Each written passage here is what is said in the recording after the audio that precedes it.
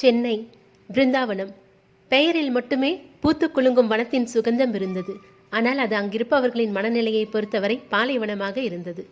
பிருந்தாவனம் எனும் வீடு வெறும் கட்டிடமாக மட்டுமே இப்போது இருந்தது. அதை இல்லமாக்கத்தான் அவள் அங்கு இல்லையே. முன்னிருக்கும் துளசி மாடம் காய்ந்து போய் யாரும் கவனிப்பாரின்றி கவலைக்கிடமாக இருந்தது.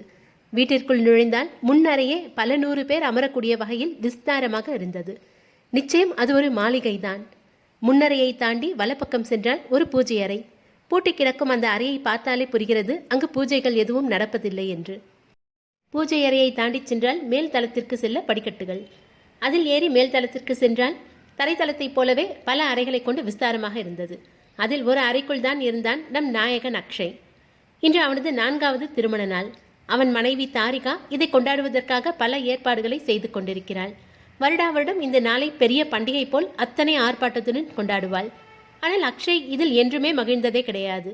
அவன் மகிழ்ச்சிதான் அவளுடன் சென்று விட்டதே. 30 வயது நிரம்பிய ஆண்மகன் கண்ணுக்கு நிறைவாக இருந்தாலும் அவன் மனதுதான் நிறைவாக இல்லை.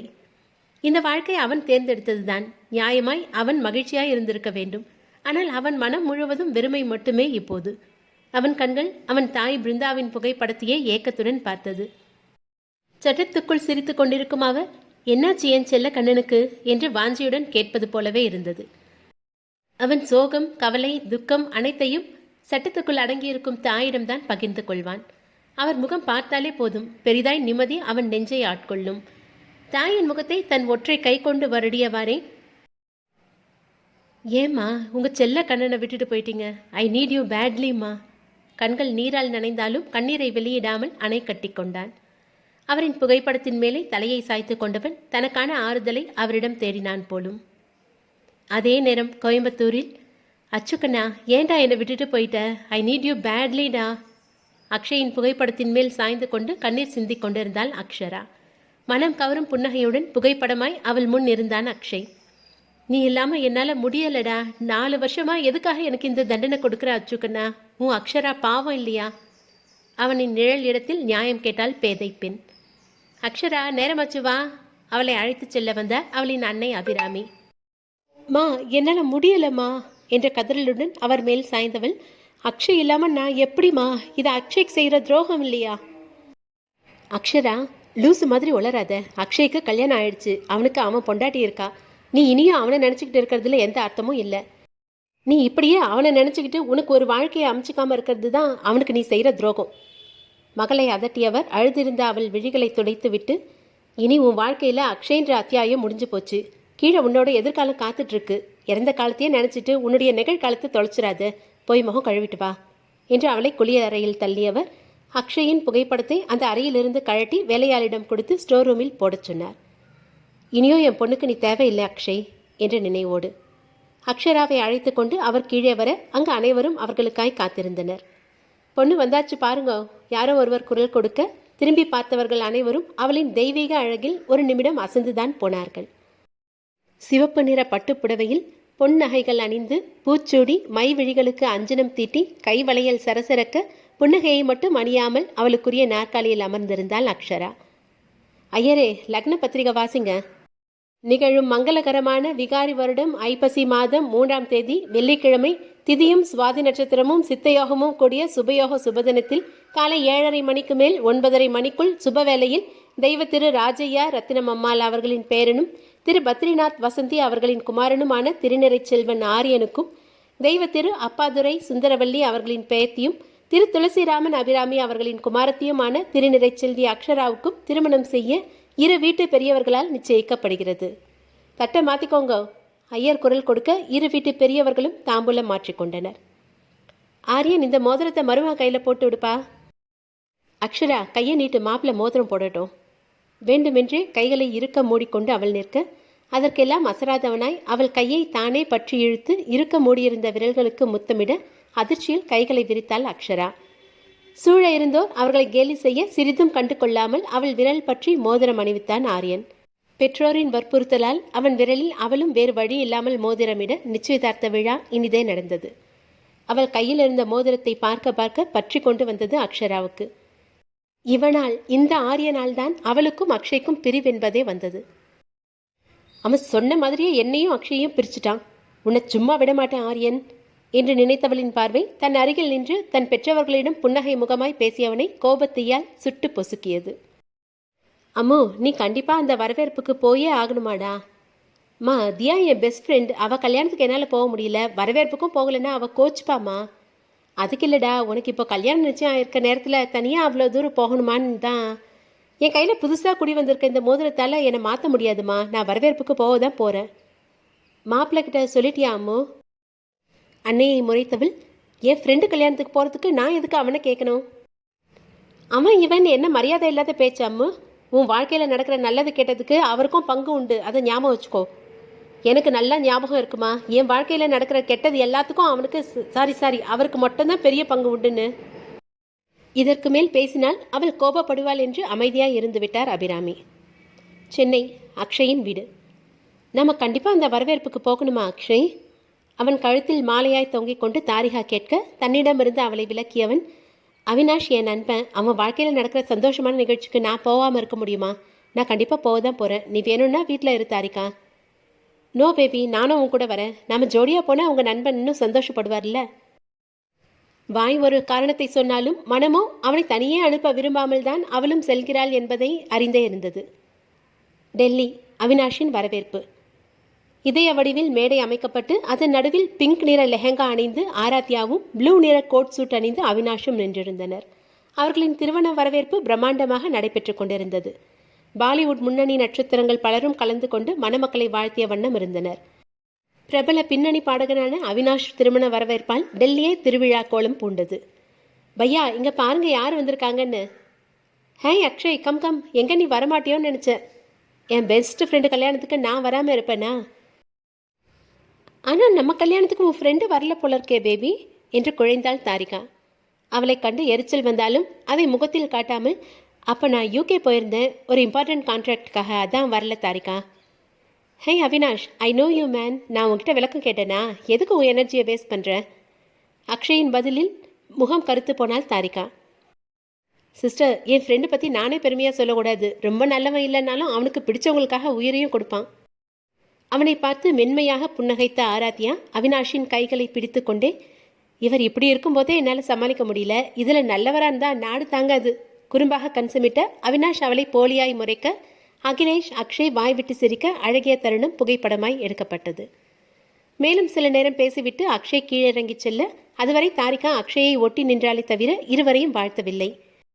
ஏதோ பெயருக்காக நின்றுவிட்டு அக்ஷயுடனே அட்டை போல் ஒட்டி கொண்டு சென்று விட்டாள். அவினாஷின் முகத்தை பார்த்தே அவனுக்கு தாரிகாவை பிடிக்கவில்லை என்பது அவளுக்கு புரிந்தது. அவளுக்கும் பிடிக்கவில்லைதான். முதல் பார்வையிலேயே தாரிகா அக்ஷய்க்கு பொருத்தமானவள் அல்ல என்று புரிந்தது. அக்ஷயை எங்கோ பார்த்தது போல் இருந்தது தியாவிற்கு. இருந்தும் நினைவில் இல்லை. நினைவடுக்குகளில் அவள் தேடலுக்கு தடையாக, மனமார்ந்த வாழ்த்துக்கள் தியா குட்டி என்ற குரல் வந்து சேர்ந்தது. குரல் வந்த திசையை நோக்கி திரும்பியவள், ஹே அக்ஷரா என்று ஆர்ப்பரித்தாள்.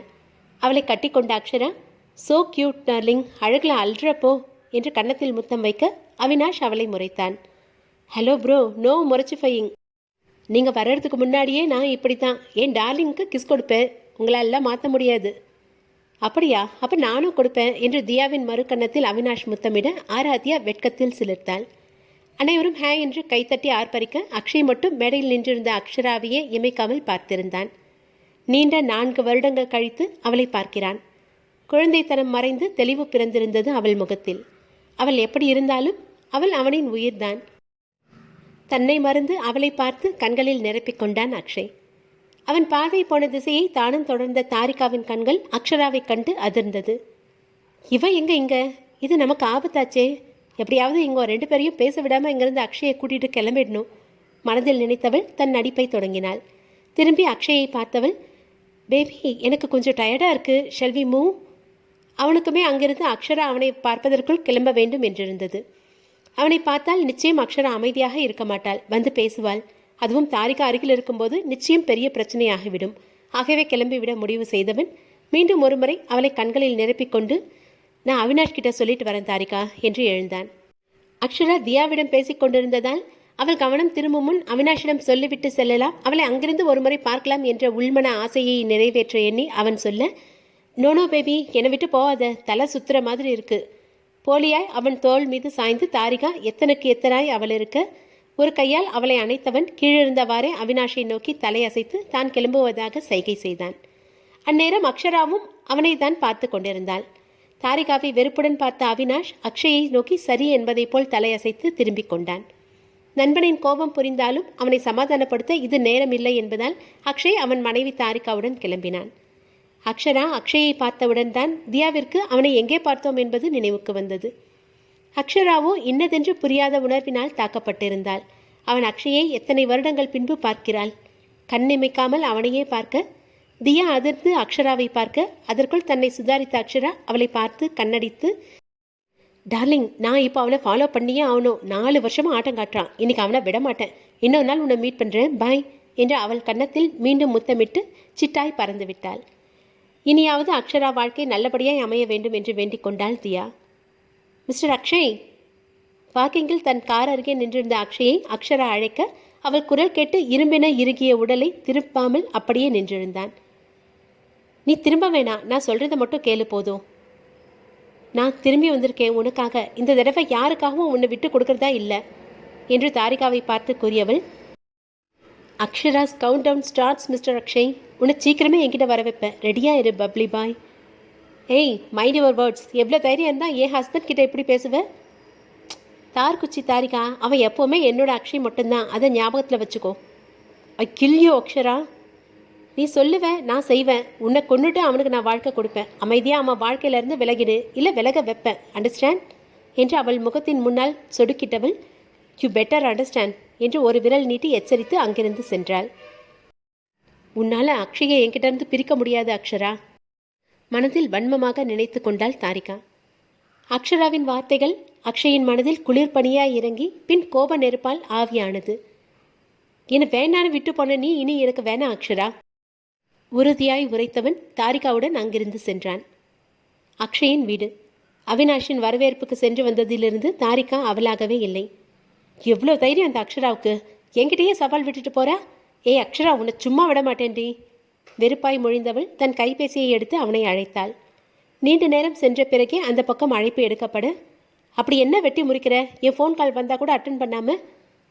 அக்ஷரா கோபம் மொத்தமும் அவனிடம் இறக்க, உன் புருஷனுக்கு அடுத்து எப்படி ஆப்படிக்கிறதுன்னு யோசிச்சுட்டு இருந்தேன். தாரிகாவின் கத்தலை காதில் வாங்காதவனாய் கூலாய் பதிலளிக்க கொதிநிலைக்கு சென்று விட்டாள் தாரிகா அவனின் பதிலை கேட்டு. Your words Aryan. நீ மைண்ட் பண்ணியா தாரிகா? லுக், உன் கோபத்தை காட்டுறதுக்கு நான் ஆள் இல்லை. நீ எப்போ கால் பண்ணுவேன்னு வெயிட் பண்ணுறதுக்கு நான் உன் அடிமையும் இல்லை. நான் ஆரியன். ஆரியனுக்காக தான் அடுத்தவங்க காத்திருக்கணுமே தவிர ஆரியன் யாருக்காகவும் காத்திருக்க மாட்டான். அழுத்தமான குரலில் ஆரியன் சொன்ன பிறகே தன் தவறு உரைத்தது தாரிகாவிற்கு. உடனே தழைந்து போனால் அந்த பச்சோந்தி. சாரி ஆரியன், கோவத்தில் கத்திட்டேன். ஒரு முக்கியமான விஷயம் சொல்லணும்னு தான் கூப்பிட்டேன். சொல்லு. அக்ஷயும் அக்ஷராவும் சந்திச்சாங்க. அதுக்கு என்ன? படு அலட்சியமாக ஆரியன் கேட்டு வைக்க, அதுக்கு என்னவா? எவ்வளோ கஷ்டப்பட்டு அவங்க 2 பேரையும் பிரித்தோம். இப்போ அவங்க மறுபடியும் சந்திச்சிருக்காங்க.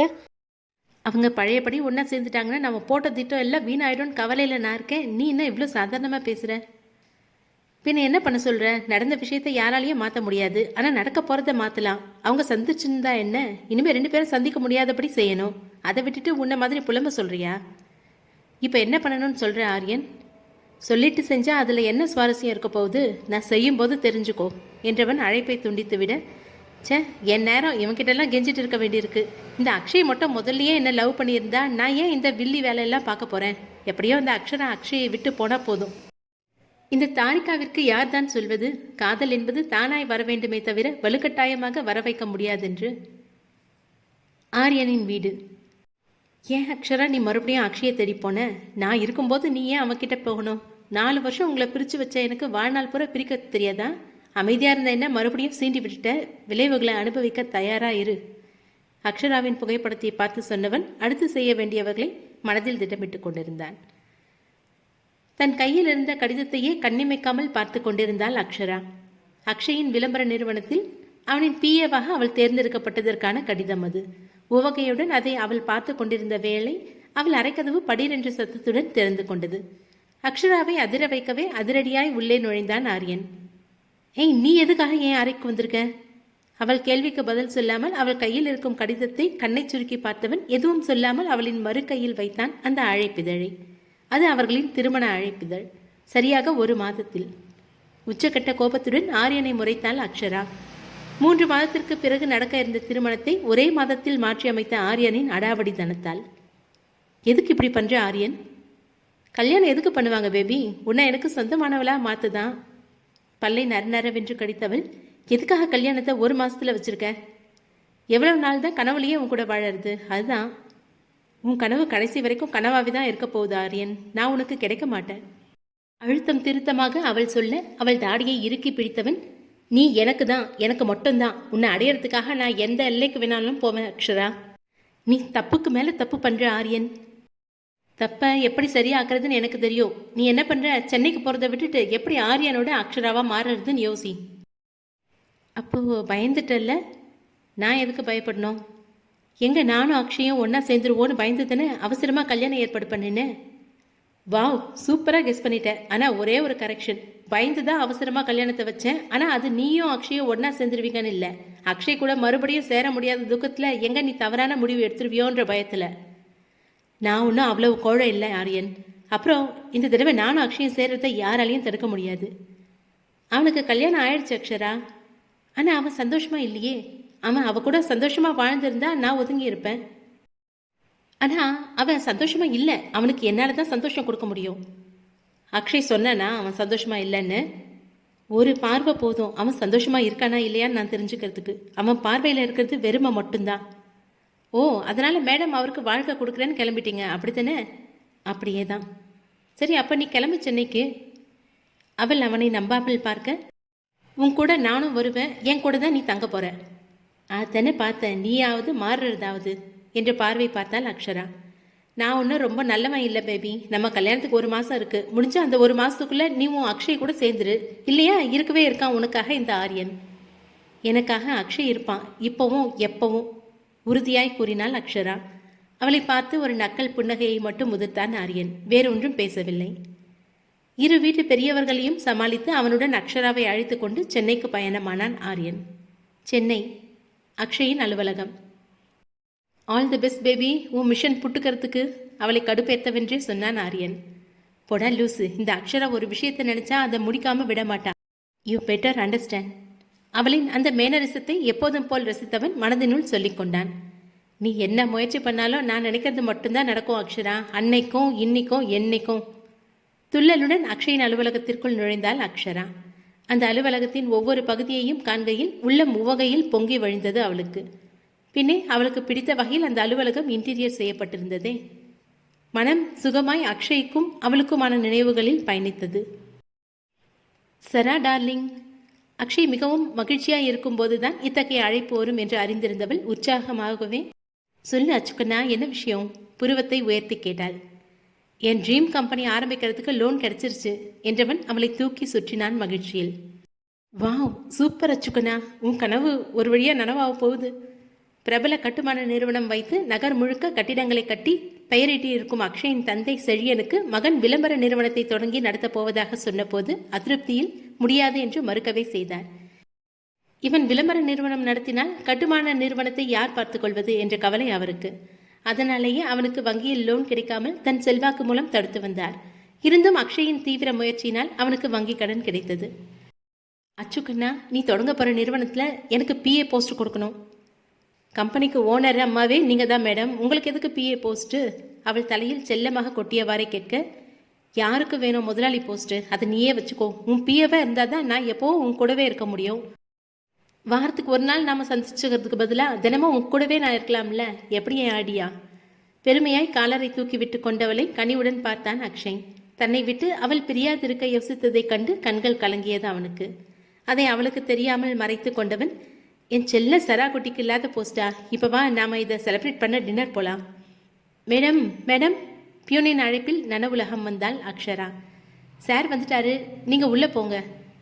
கால்கள் பின்னியது அக்ஷராவுக்கு. தைரியமாக இவ்வளவு தூரம் அவனுக்காக வந்துவிட்டாள். ஆனால் சில நொடிகளில் அடைந்து விடக்கூடிய அவன் அறைக்கு செல்வதற்கு கால்கள் ஏன் ஒத்துழையாமை போராட்டம் நடத்துகிறது என்று தெரியவில்லை அவளுக்கு. உள்ளே இருப்பது என் அக்ஷய். அவனை காண்பதற்கு நீங்கள் தடையாக இருக்கலாமா? கால்களிடம் செல்ல சண்டையிட்டவாறே அவற்றை துரிதமாய் நகர்த்தி அக்ஷயின் அறை கதவை தட்டினாள். கமின். அவன் குரல் தேனாய் காதில் நுழைந்து நிற்க பல வருடங்கள் பின்பு கேட்ட அவன் குரலை மனவெளியில் பத்திரமாய் சேமித்தவாறே அறையினுள் நுழைந்தாள். Good morning அச்சுக்கண்ணா. திடுக்கிட்டு நிமிர்ந்தான் அக்ஷய். எதிரில் இருப்பவளை கண்டதும் அவன் கண்கள் அகல விரிந்தது. கனவு காண்கிறோமோ என்று கூட தோன்றியது அவனுக்கு. ஆனால் அவள்தான் அசையாமல் அவன் கண்களுக்கு காட்சி தருகிறாளே. ஒன்றும் புரியாமல் என்ன செய்வது அடுத்து என்று தோன்றாமல் சம்பித்து போனவனாய் அவன் இருக்க, சுவாதீனமாய் அவனுக்கு எதிரே இருந்த இருக்கையில் அமர்ந்து குவளையில் உள்ள நீரை அவனுக்கு பருக தந்தான் அந்த குறும்புக்காரி. தன் உணர்வுக்கு வந்தவன், ஒரு தடவை சொன்னா உனக்கு புரியாதா? ஏன் தொல்லை பண்ற? சிறுசிறுப்பாய் அவளிடம் கேட்டான். நியாயமாய் அவளுக்கு அதில் கோபம் வந்திருக்க வேண்டும். ஆனால் இதையெல்லாம் அவள் எதிர்பார்த்துதானே வந்திருக்கிறாள். சார், நான் உங்கள் பிஏ போஸ்ட்டுக்கு வந்திருக்கேன். நான் எதுக்கு சார் உங்களை தொல்லை பண்ண போகிறேன்? வாட் கம்மகை? எத்தனை தடவை சொன்னாலும் உங்கள் காதில் விழுந்தது சரிதான். நான் உங்கள் பிஏவாக செலக்ட் ஆகியிருக்கேன். இன்னையிலேருந்து இங்கே தான் வேலை செய்ய போகிறேன். என் வேலை என்னன்னு சொன்னீங்கன்னா அதை செய்வேன். ராஜேஷ் என்று அக்ஷய் கத்த அடித்து பிடித்து ஓடி வந்தான் ராஜேஷ். அக்ஷயின் உற்ற நண்பன், இந்த நிறுவனத்தின் பங்குதாரர்களில் ஒருவன். யாரை கேட்டு இவ்வளோ என் பிஏவாக செலக்ட் பண்ண? நீ தானே அக்ஷய் உனக்கு பிஏ அப்பாயிண்ட் பண்ண சொன்ன. இவங்க முறையாக இன்டர்வியூ அட்டன் பண்ணி செலக்ட் ஆகியிருக்காங்க. இவளை தான் நீ செலக்ட் செஞ்சேன்னு ஏன் என்கிட்ட சொல்லலை? நான் சொல்ல வந்தேன். நீ தான் யாராக இருந்தாலும் பரவாயில்ல, நீ திறமையானவங்கள தான் செலக்ட் செஞ்சுருப்பேன்னு என்ன சொல்ல விடாமல் தடுத்துட்டேன். இதெல்லாம் ஒரு காரணமா என்று ராஜேஷை முறைத்தவன், மிஸ் அக்ஷரா, உங்களுக்கு இங்கே வேலை இல்லை, நீங்கள் போகலாம். மிஸ்டர் ராஜேஷ், நீங்கள் கொஞ்சம் வெளியே இருக்கீங்களா? உங்கள் பாஸ்கிட்ட நான் கொஞ்சம் தனியாக பேசணும். தனியாக பேச எதுவும் இல்லை ராஜேஷ், நீ இங்கே இரு என்றவனுக்கு பதிலாக சாத்தப்பட்ட கதவின் ஒலியே கேட்டது. பயமா இருக்கா அச்சுக்கண்ணா? அவன் கண்களை உற்று பார்த்து அவள் கேட்க, எனக்கு என்ன பயம்? நீ எங்க அக்ஷராவோட அக்ஷய் ஆயிடுவியோன்னு. ரப்பீஷ், நான் இப்போ தாரிகாவோட அக்ஷய். அவன் சொல்லும்போது அவளுக்கு வலித்ததுதான். இருந்தாலும் அவன் வார்த்தை கொடுத்த வழியை அவள் முகத்தில் காட்டவில்லை. வெல், தாரிகாவோட அக்ஷய் அவர்களே, இந்த அக்ஷரா உங்கள் பிஏவா வேலை செய்கிறதுல உங்களுக்கு என்ன கஷ்டம்? கஷ்டம் எனக்கு இல்லை, உனக்கு தான். நீ தேவையில்லாத வேலை செஞ்சு என்கிட்ட திட்டு வாங்குவ. உங்கள் அக்கறைக்கு ரொம்ப நன்றி மிஸ்டர் அக்ஷய். ஆனால் நான் உங்கள் பிஏவா வேலை செய்கிறதுல எந்த மாற்றமும் இல்லை. என்னை பற்றியும் என் பிடிவாதத்தை பற்றியும் உங்களுக்கு நல்லா தெரியும். ஸோ என் வேலை என்னன்னு சொன்னீங்கன்னா நல்லாயிருக்கும். அவள் பிடிவாதத்தின் அளவை தான் அவன் அறிவானே. அதுதானே அவன் வாழ்க்கையில் தாரிகாவை வரச் செய்தது. அதுதானே அவளையும் அவனையும் இரு துருவங்களாய் நிறுத்தி வைத்தது. ஹலோ பாஸ், என்ன யோசிக்கிறீங்க? உனக்கு என்ன வேலைன்னு ராஜேஷ் சொல்லுவான். இப்போ என்ன விடு. எனக்கு பாஸ் நீங்களா இல்லை ராஜேஷா? மிஸ் அக்ஷரா, நான் சொல்கிறத செய்யறது தான் உன் வேலை. ஏனோ ஒருமையும் பன்மையும் இருவருக்கும் மாறி மாறி வந்தது. இன்னைக்கு இந்த அளவுக்கு அவனை படுத்தினது போதும் என்று நினைத்தாலோ என்னவோ அமைதியாக அறையை விட்டு வெளியேறினாள் அக்ஷரா. அவள் அறையை விட்டு வெளியேற அவள் சென்ற திசையை பார்த்தவன் லேசாக பெருமூச்செறிந்தான். ஒரு நாளுக்கே இப்படி, இன்னும் எத்தனை நாள் இவ்வளவு சமாளிக்கிறதோ? என்ன பிளானோட வந்திருக்கான்னு வேற தெரியலையே. இவ கண்டிப்பாக வருவான்னு தெரியும், ஆனால் என் பிஏவா வருவான்னு நான் யோசிக்கவே இல்லையே. தாரிகா சும்மா இருக்க மாட்டான். அக்ஷராவுக்கு நிச்சயம் பிரச்சனை கொடுப்பான். அதனால தானே நான் அக்ஷராவை என்னை விட்டு விலக வச்சேன். இப்போ அவளே வந்து சுழலுக்குள்ளே மாட்டிக்கிறாளே. கண்டிப்பாக இந்நேரத்துக்கு தாரிகாவுக்கு விஷயம் போயிருக்கும். கடவுளே, தாரிகா கிட்ட இருந்து அக்ஷராவை காப்பாற்றுற சக்தியை எனக்கு கொடு. அக்ஷராவுக்கு எதுவும் ஆகக்கூடாது. அக்ஷய் மனதோடு புலம்பியும் கடவுளை வேண்டியும் அவள் நலனை பேண அவன் எது நடக்கக்கூடாது என்று நினைத்தானோ அது அன்றே நடந்தது. மாலை அலுவலகம் முடிந்து செல்லும் போது அக்ஷராவுக்கு விபத்து நேரிட்டது. விபத்தை ஏற்படுத்தியது தாரிகா. என்ன செய்து அவளை காப்பாற்றுவான் அக்ஷய்? ஆரியன் என்ன செய்ய போகிறான்? கோபத்தில் கொதித்து கொண்டிருந்தாள் தாரிகா. எவ்வளவு தைரியம் இந்த அக்ஷராவுக்கு! அக்ஷய் கிட்டேயே வேலைக்கு சேர்ந்துட்டா. இந்த ஆரியன் அவளை தடுக்காம அவளை அலுவலகத்தில் அவனே கொண்டு வந்து விடுறான். என்ன எல்லாரும் பைத்தியம் நினச்சிக்கிட்டாங்களா என்ன? காட்டுற எல்லாருக்கும் இந்த தாரிகா யாருன்னு. மாலை அலுவலகம் முடியும் நேரம் தான் வந்து அழைத்து செல்வதாக ஆரியன் சொன்னதை ஏற்காமல் அக்ஷரா தனியே ஆட்டோவில் சென்றாள். இவன் சொன்ன நான் கேட்கணுமா என்ற எண்ணம் வேறு. அக்ஷயின் அலுவலகத்தில் தான் சேர செய்த தில்லுமுல்லை எண்ணி சிரிப்பு வந்தது அக்ஷராவுக்கு. ராஜேஷை சரி கட்டுவதற்குள் போதும் போதும் என்றானது அவளுக்கு. அனைவரும் சொல்லி வைத்தாற்போல் அக்ஷய்க்கு திருமணம் ஆகிவிட்டது. நீ அவன் வாழ்வில் குறுக்கிடாமல் இருப்பதுதான் சரி என்று சொல்வது அவளுக்கு கடுப்பை கிளப்பியது. தாரிகா நல்லவளாய் இருந்தால், அக்ஷய் அவளை திருமணம் செய்து மகிழ்வாய் வாழ்ந்திருந்தால் அவள் ஏன் அவன் வாழ்வில் வரப்போகிறாள்? அவன் வாழ்வை சரி செய்யும் பொறுப்பும் கடமையும் அவளுக்கு அல்லவா உள்ளது. இதை யாரும் புரிந்து கொள்ள மறுக்கிறார்களே என்று ஆற்றாமையாய் இருந்தது அக்ஷராவுக்கு. இதே நினைப்பில் இவள் பயணம் செய்ய தாரிகா இவள் அலுவலகத்திலிருந்து கிளம்பும் போதே இவளை பின்தொடர ஆரம்பித்ததை இவள் சரியாக கவனிக்கவில்லை. கவனித்திருந்தாலும் வழியே சென்று அவளிடம் வம்பிழுத்திருப்பாள் என்பது வேறு விஷயம். ஒரு வளைவில் ஆட்டோ திரும்ப அந்த சந்தர்ப்பத்தை பயன்படுத்தி ஆட்டோவின் பின்னால் தன் காரினால் பலமாக மோதினாள் தாரிகா. ஆட்டோ மோதிய வேகத்தில் அங்கிருந்த போஸ்ட் கம்பத்தில் மோத அதை திருப்தியாக பார்த்து கொண்டே ஆட்கள் கூடுவதற்குள் தன் காரினை வேகமாக செலுத்தி அங்கிருந்து சென்றாள் தாரிகா. ஆட்டோ இடிந்த வேகத்தில் அக்ஷராவின் முன்னேற்றி கம்பியில் மோதி அதிர்ச்சியினால் அவள் மயங்கிவிட ஆட்டோ ஓட்டுநரும் தலையில் பலமாக மோதி மயங்கிவிட்டார். கூட்டமாக மக்கள் கூடினார்களே தவிர ஒருவரும் உதவிக்கு வரவில்லை. அக்ஷராவை மனதினுள் திட்டிக்கொண்டே அந்த திருப்பத்தில் நுழைந்த ஆரியன் கூடியிருந்த கூட்டத்தை கண்டு ஏதோ சரியில்லை என்று எண்ணி வாகனத்தை ஓரம் கட்டி அங்கு சென்று பார்த்தவன் அதிர்ந்தான். தலையில் ரத்தம் வடிந்து அக்ஷரா மயங்கி கிடக்க துடித்துதான் போனான் அவனும். பேபி, இங்க பாரு. அவள் கன்னத்தை தட்டி எழுப்பியும் அவள் மயக்கம் தெளியாமல் போக விரைந்து அவளையும் ஆட்டோ ஓட்டுநரையும் தன் காரில் ஏற்றி மருத்துவமனைக்கு விரைந்தான். அவள் காயங்களுக்கு சிகிச்சை அளித்து அவள் கண்விழிக்கும் வரை காத்திருந்தான் ஆரியன். இங்கோ அக்ஷய் மனதில் நெருடல், சொல்ல முடியாத உணர்வொன்று சுழற்சி அடித்தது அவனை. இதுபோல் இருமுறை அவனுக்கு நேர்ந்துள்ளது. முதன்முறை அவன் தாய் இறப்பின் போது, 2ஆம் முறை அக்ஷராவை அவன் பிரியும் போது. ஏனோ அவன் உள்மனம் அறுதியிட்டு கூறியது அவன் சராவுக்கு ஆபத்தென்று. மா, சராவுக்கு எதுவும் ஆகாம பார்த்துக்கோங்கம்மா. அன்னையிடம் மானசீகமாக வேண்டுதல் வைத்தவன் வீட்டிற்கு கிளம்பினான். அவனுக்கு முன்னமே அக்ஷரா கிளம்பி விட்டாள் என்று தெரியும். வீட்டிற்கு வந்தவனை வரவேற்றது தாரிகாவின் விசித்திரமான புன்னகையே. இவ ஏன் வித்தியாசமா நடந்துக்கிறா? எண்ணிக்கொண்டே உடை மாற்றியவன் வழக்கம் போல் தாயின் புகைப்படம் முன் சரணடைந்தான். ஏனோ அவன் மனம் மட்டும் அமைதி அடையவே இல்லை. மா, சரா பத்திரமா இருப்பாள்ல, அவளுக்கு எதுவும் ஆகக்கூடாதுமா.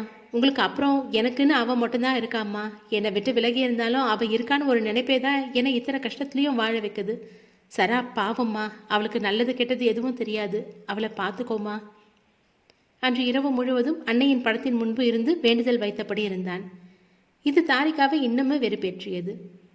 இத்தனை நடந்ததுக்கு அப்புறமும் நீ அவளுக்காக இப்படி துடிக்கிறியே அக்ஷய். இதுக்காகவே அவளை அழ வைக்கணும்னு தோணுதே. நாளைக்கு அவளுக்கு அடிப்பட்டதை தெரிஞ்சதுக்கு அப்புறம் நீ துடிக்கிறத நான் பார்க்கணும். மனம் முழுவதும் வன்மம் தான் தாரிகாவுக்கு. அவளுக்கு ஒன்று என்றால் பதறாதவன் அக்ஷராவுக்கு ஒன்று என்றால் துடிப்பது அவளுக்கு வன்மத்தை தான் தூண்டியது. இதற்காகவே அவளை இன்னும் கஷ்டப்படுத்த வேண்டும் என்று அவளை எண்ண வைத்தது. மருத்துவமனையில் அக்ஷராவின் அருகே அமர்ந்திருந்த ஆரியன் அவளையே இமைக்காது பார்த்திருந்தான். அவன் அறிந்த அக்ஷரா ஒரு இடத்தில் இருக்க மாட்டாள். புள்ளிமான் போல் துள்ளி குதிப்பாள். இன்று அவள் துள்ளல் இல்லாமல் ஓய்ந்து கிடக்கிறாள். இன்று என்று இல்லை, என்று அவள் அக்ஷயை பிரிந்தாலோ அன்றிலிருந்தே அவள் துள்ளல் குறைந்து ஓய்ந்துதான் இருக்கிறாள். உனக்கு அக்ஷய் வேணாம்னு சொன்னேன்ல பேபி. பாரு, அவனை பார்த்த முதல் நாளே எப்படி இருக்கேன்னு. உனக்காக தான் தாரிகாவோட சேர்ந்து அவனை அக்ஷய் கிட்ட இருந்து பிரிச்ச. இப்போவும் உனக்காக தான் தாரிகாவை எதிர்க்க போறேன். எவ்வளோ தைரியம் இருந்தா உன்னையே ஆக்சிடென்ட் பண்ணியிருப்பா. இந்த ஆரியன் பத்தி அவளுக்கு சரியா தெரியல, இனி தெரிய வைப்பேன். மனதோடு அவளுடன் பேசியவன் தாரிகாவை அடுத்து என்ன செய்ய வேண்டும் என்று முடிவு செய்து விட்டான். எப்பேற்பட்ட எதிரியை சம்பாதித்து வைத்துள்ளோம் என்று அறியாது உறக்கத்தில் இருந்தாள் தாரிகா. ஆரியன் ஒன்றை அடைய வேண்டும் என்றால் எந்த எல்லைக்கு வேண்டுமானாலும் செல்வான். அதே ஒருவரை அழிக்க வேண்டும் என்றால் உரு தெரியாமல் அழித்து விடுவான். அன்று தாரிகாவுடன் சேர்ந்தான் அக்ஷராவுக்காக. இன்று அதே தாரிகாவை எதிர்க்கிறான் அக்ஷராவுக்காக. மொத்தத்தில் அக்ஷரா என்ற மையப்புள்ளியை சுற்றியே அக்ஷய், ஆரியன், தாரிகா என்ற 3 துருவங்கள். பாஞ்சாலியினால் மகாபாரதம் தொடங்கியதெனில் அக்ஷராவினால் இந்த மூவருக்குள்ளும் யுத்தம் தொடங்கியது. மறுநாள் அலுவலகத்திற்கு வந்த அக்ஷயின் கண்கள் அக்ஷராவின் வரவை எதிர்நோக்கி காத்திருந்தது. நேரம்தான் கடந்ததே ஒழிய அவன் சரா இன்னும் வரவில்லை.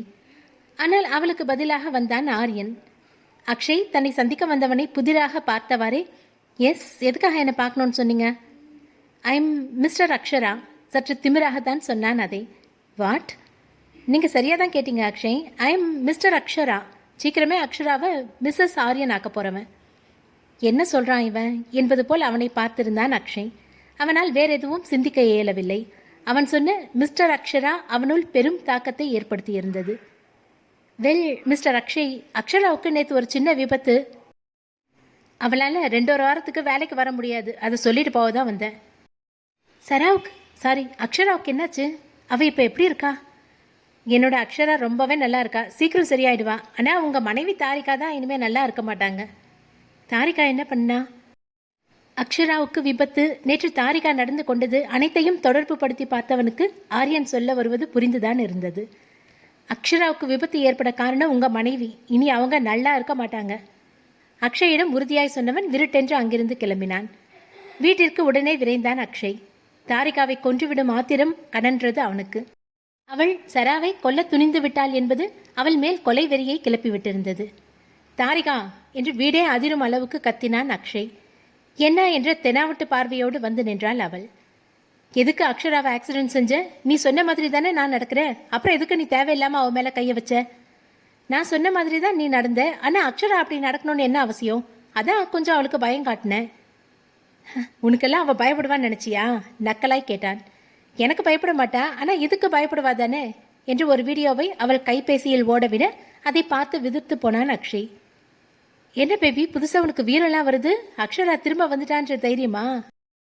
அதுவும் அவள் கைப்பிடி என் கையில் இருக்கும்போது நீ இப்படியெல்லாம் துள்ளக்கூடாதே. இன்னும் அக்ஷய் அதிர்ந்த நிலையிலேயே இருப்பதை கண்டு 4 வருஷம் ஆகியும் இன்னும் இந்த வீடியோவை பார்த்து பயம் வருதுல்ல? அப்புறம் ஏன் உனக்கு இந்த வெட்டி சீன் எல்லாம்? போய் வழக்கம் போல் உன் அம்மா ஃபோட்டோ முன்னாடி உட்காந்து அழு. உன்னால் அது மட்டும் தான் பண்ண முடியும் சொன்னவள் வெளியே சென்று விட்டாள். ஆனால் இவன்தான் தன் கை அறுபட்ட நிலையை எண்ணி நொந்து போனான். அந்த வீடியோவை மட்டும் அக்ஷரா பார்த்தாள் என்றால் அவளையே அழித்துக் கொள்வாள். அவ்வளவு வீரியம் வாய்ந்தது அந்த வீடியோ. அவனால் என்ன செய்தும் அந்த வீடியோவை தாரிகாவிடமிருந்து வாங்க முடியவில்லை. அவளும் அந்த வீடியோவை வைத்தே அவனை மிரட்டி காரியம் சாதித்து வருகிறாள். பார்ப்பவர்களுக்கு அவன் கோழையாய் தெரியலாம். எல்லா நேரமும் சாகசம் செய்ய அவன் திரைநாயகன் இல்லையே. பந்த பாசம் நிறைந்த சாதாரண மனிதன். அவன் உயிரானவளுக்காக கோழையாய் இருக்கிறான். அக்ஷராவுக்காக 4 வருடமாய் தன் சுயம் தொலைத்து தாரிகா சொல்படி கேட்டு நடக்கிறான். உலகம் அவனை பார்த்து என்ன வேண்டுமென்றாலும் சொல்லட்டும், அவன் அதற்காக கவலைப்பட போவதில்லை. அவனுக்கு அக்ஷரா நிம்மதியாய் சந்தோஷமாய் இருக்க வேண்டும். அதற்காக அவன் தன் சுயத்தை எண்ண தன்னையே கூட இழப்பான். அவளுக்கான அவனின் நேசம் அத்தகையது. தான் அனுமதிக்கப்பட்ட அறையில் விட்டத்தை வெறித்தவாறு படுத்திருந்தாள் அக்ஷரா. பெரும் கவலை அவளுக்கு. அவளின் அச்சுக்கண்ணாவை பார்க்க முடியவில்லையே என்று. உன்னை யார் எனக்கு 1 வாரம் லீவ் சொல்ல சொன்னா? எகிரி குதித்தாள் ஆரியனிடம். தப்பு தான், 1 மாதம் லீவ் சொல்லியிருக்கணும். 1 வாரம் சொல்லிட்டு பெரிய தப்பு பண்ணிட்ட. அவளிடம் பொறிந்து தள்ளிவிட்டு மருத்துவமனை பில் கட்ட சென்று விட்டான்.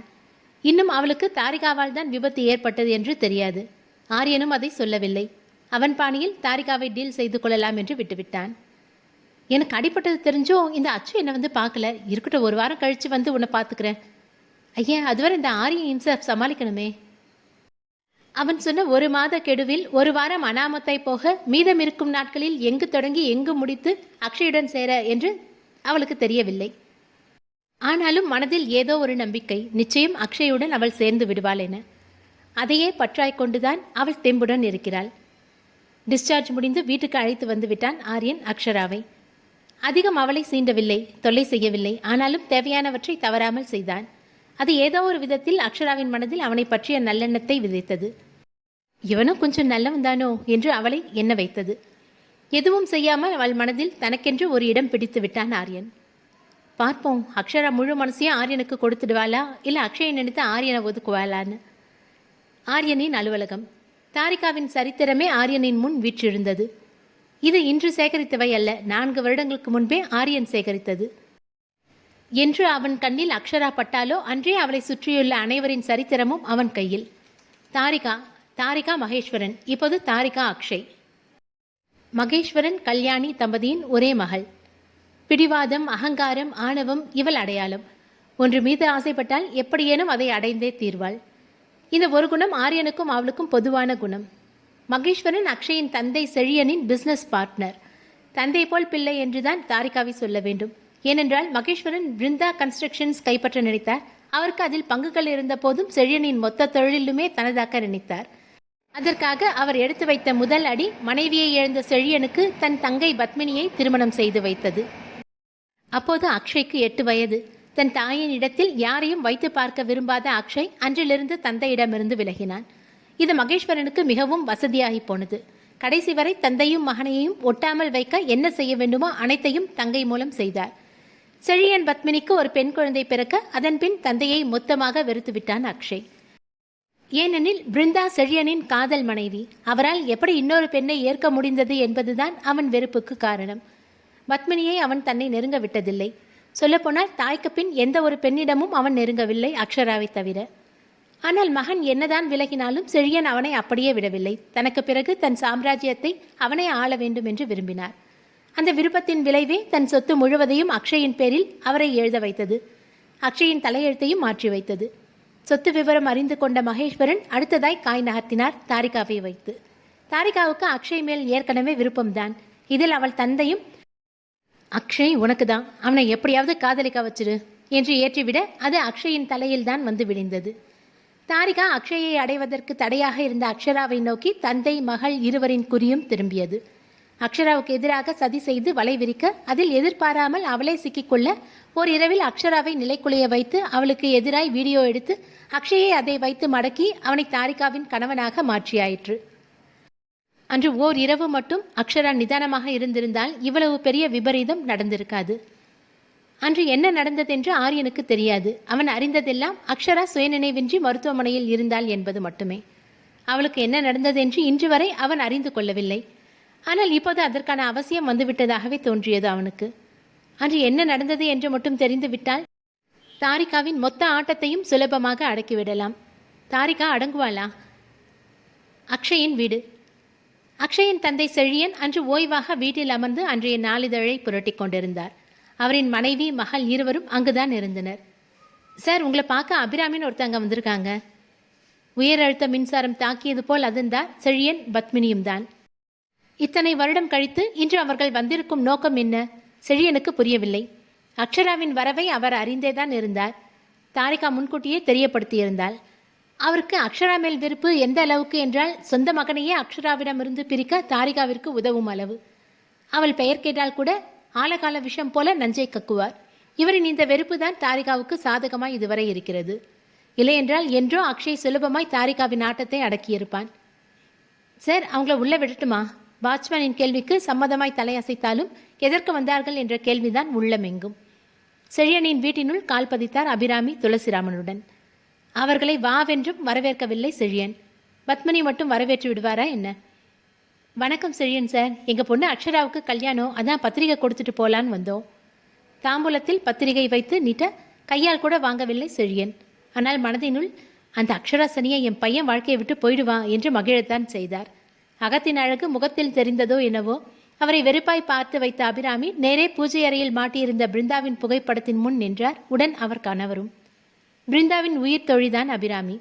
பிருந்தா அவரை பார்த்து புன்னகைப்பது போல்தான் தோன்றியது அபிராமிக்கு. கண்களை துருத்திய கண்ணீரை துடைத்து கொண்டவர், பிருந்தா, நம்ம அக்ஷராவுக்கு கல்யாணம், ஆனால் சில பேருக்கு அவளை பிடிக்காது. நீ மட்டும் இப்போ எங்களோட இருந்திருந்தா அக்ஷரா இந்த வீட்டு மகாராணியாக இருந்திருப்பான். அக்ஷய் அவளை தாங்கி இருப்பான்.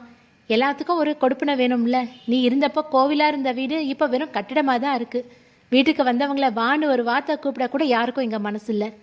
செழியனை சொன்னவர் தன் கையில் இருந்த தாம்பூலத்தை பிருந்தாவின் புகைப்படம் முன் வைத்தவர், உன் ஆசீர்வாதம் வேணுங்கிறதுக்காக தான் நான் வந்தேன் பிருந்தா. நீ இங்கே நடக்கிற எல்லாத்தையும் பார்த்துட்ருப்பேன்னு எனக்கு தெரியும். இனியும் என் பொண்ணு கஷ்டப்பட நான் விரும்ப மாட்டேன். அவளை கொண்டாடுற ஒருத்தரை தான் அவளுக்கு தேர்ந்தெடுத்திருக்கேன். அவளை நீ ஆசீர்வதிக்கணும் பிருந்தா. இனியாவது அவள் சந்தோஷமாக இருக்கணும்.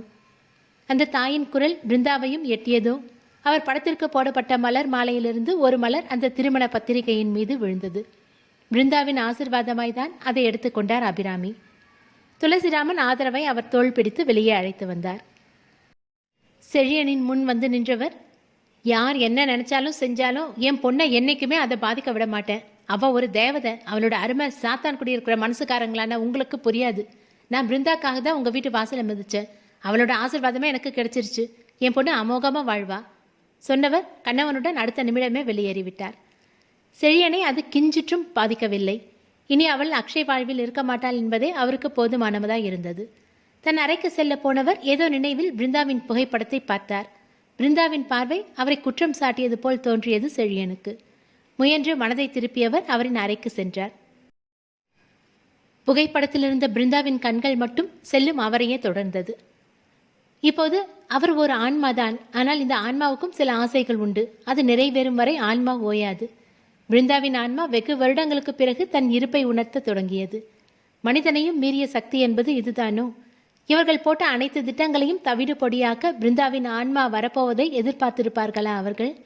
எதிர்பாராமல் நடக்கும் சில சம்பவங்களுக்கு தான் தனி சுவாரஸ்யமே உண்டு. அக்ஷரா வெட்ஸ் ஆரியன். அக்ஷயின் கண்கள் அதிலேயே நிலைக்குத்தி நின்றது.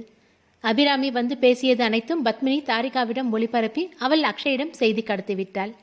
எல்லாம் இனி அவனால் அக்ஷராவுடன் சேர முடியாது என்று சொல்லி காட்டுத்தான். அக்ஷய் அக்ஷராவுக்கு எந்த அங்கீகாரம் கொடுக்க வேண்டும் என நினைத்தானோ அது கடைசி வரை காணல் நீராய்தான் போகப் போகிறது. அவனால் தாங்கவே முடியவில்லை. அவனும் அக்ஷராவும் அப்படி என்னதான் தவறு செய்து விட்டார்கள் என்று அவர்களுக்கு இந்த தண்டனை. ஓய்ந்துதான் போய்விட்டான் அக்ஷய். விதி அவனை சுழற்சி அடிக்கிறதே. அந்த பத்திரிகையை ஓரமாய் வைத்து கண்களை மூடி அமர்ந்திருக்க அவன் தலை கோதியது அந்த கரம். எந்த வருடல் அவனுக்கு இனி கிடைக்கவே கிடைக்காது என்று வருந்தினானோ அதே வருடல், அதே ஸ்பரிசம். அம்மா, அவனை ஏமாற்றாமல் அவன் முன்னேதான் அமர்ந்திருந்தார் பிருந்தா. என் செல்ல கண்ணனுக்கு என்ன ஆச்சு? ஏன் இப்படி இருக்கான்? மா, எல்லாமே நாசமா போச்சுமா. சரா என்னை விட்டு மொத்தமா போக போறாமா. அவ உன்னை விட்டு எப்பவும் போக மாட்டா கண்ணா. உன்னை விட்டு கொடுக்கவும் மாட்டா. ஆனா நான் அவளை விட்டுட்டேனேம்மா. எதுவும் முடிஞ்சு போகல. நீ நினைச்சா எல்லாத்தையும் மாற்ற முடியும். எப்படிம்மா?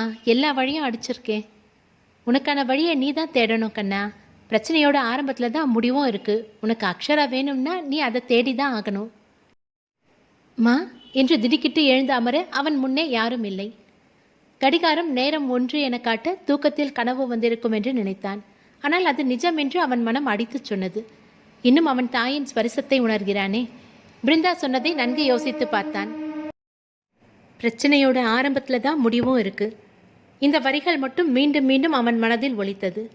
பிரச்சனையின் ஆரம்பத்தில் தான் முடிவு என்றால் இந்த பிரச்சனையின் ஆரம்பம் மனம் 4 ஆண்டுகளுக்கு முன்னே பயணித்தது. அந்த ஓர் இரவு தாரிகாவின் பிறந்த நாள் என்று பிரபல நட்சத்திர ஹோட்டலில் பார்ட்டி வைத்து அக்ஷயை அழைத்தாள் தாரிகா. அக்ஷரா அங்கு செல்லக்கூடாது என்று எவ்வளவோ சொல்லியும் தாரிகாவின் அழைப்பை ஏற்று அங்கு சென்றான் அக்ஷய். அப்போது தாரிகா அக்ஷயிடம் நல்லவள் போல் வேஷம்தான் போட்டிருந்தாள். அவள் நடிக்கிறாள் என்று அக்ஷரா எவ்வளவு சொன்னாலும் அக்ஷய் அதை ஏற்றதில்லை. அவள் நடிப்பதனால் யாருக்கு என்ன லாபம் என்று அவளிடமே திருப்பி கேட்பான்.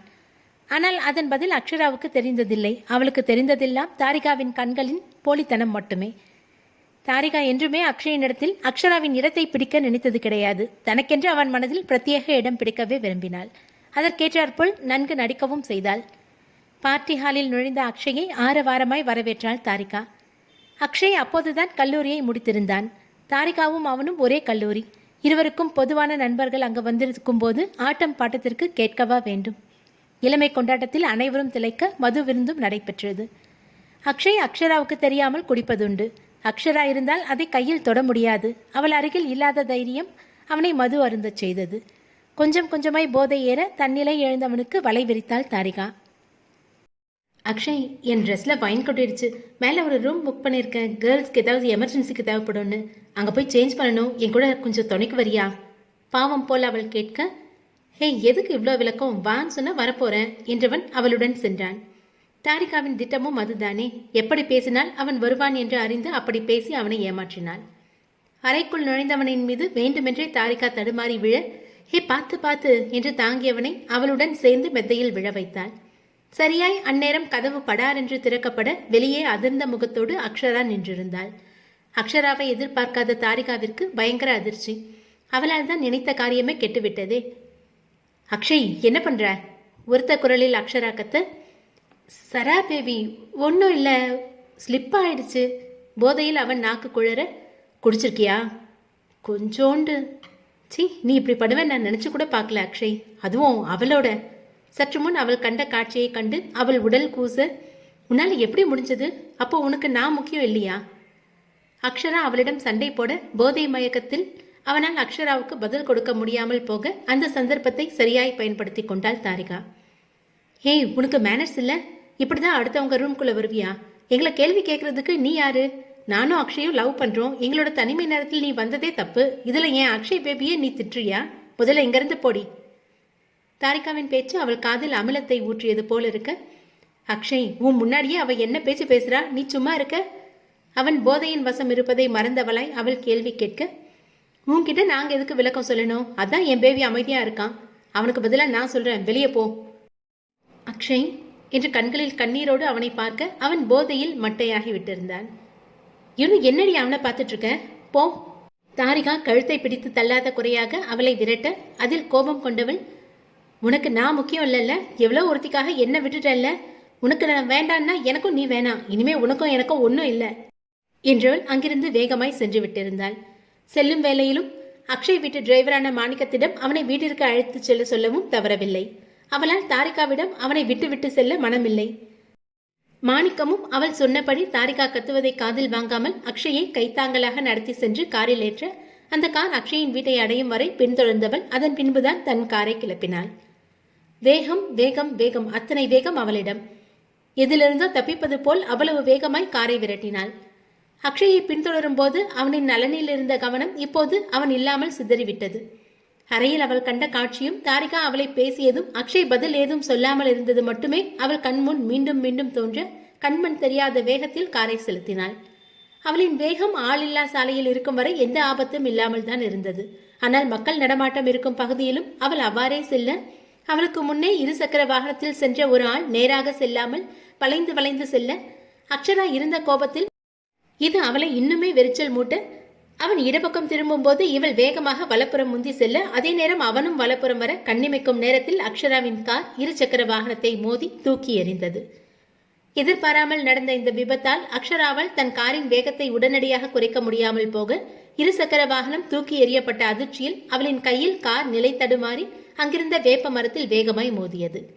ஏர்பேக்கின் உதவியினால் அக்ஷராவுக்கு பெரிதாக அடிபடவில்லை. ஆனாலும் அதிர்ச்சியில் அவள் சில காயங்களுடன் மயங்கிவிட, அந்த நேரம் பார்த்து தாரிகாவின் காரும் அந்த வழியே வர, விதி அக்ஷராவின் தலையெழுத்தை மாற்றும் சக்தியை தாரிகாவிடம் தாரை வார்த்தது. அக்ஷய் காலையில் மயக்கம் தெளிந்து எழுந்தபோது முந்தைய இரவு நடந்தது மங்கலாக நினைவுக்கு வந்தது. நீ எனக்கு வேணா அக்ஷய், இனி உன் வாழ்க்கையில அக்ஷரா இருக்க மாட்டான் என்ற வார்த்தைகள் அவன் மனதில் ஆழ பதிந்து போனது. விதி அன்றி வேறு என்ன? ஒரு நாள் அவ சொல்லில் கேட்காம குடிச்சேன், அதுக்காக அவ என்னை விட்டுட்டு போவாளாமா? என்னை விட்டு போனவ எனக்கு வேணாம். கோபமாய் இருந்தான் அக்ஷய். அவனையும் தாரிகாவையும் சேர்த்து சந்தேகப்பட்டு அக்ஷரா பேசியதால் தன்னை சந்தேகப்பட்டு விட்டாளே என்ற கோபமும் சேர்ந்து கொண்டது. இதுதான் அன்று அவினாஷின் வரவேற்பன்று அக்ஷய் கோபமாய் எண்ணிக்கொண்டதன் காரணம்.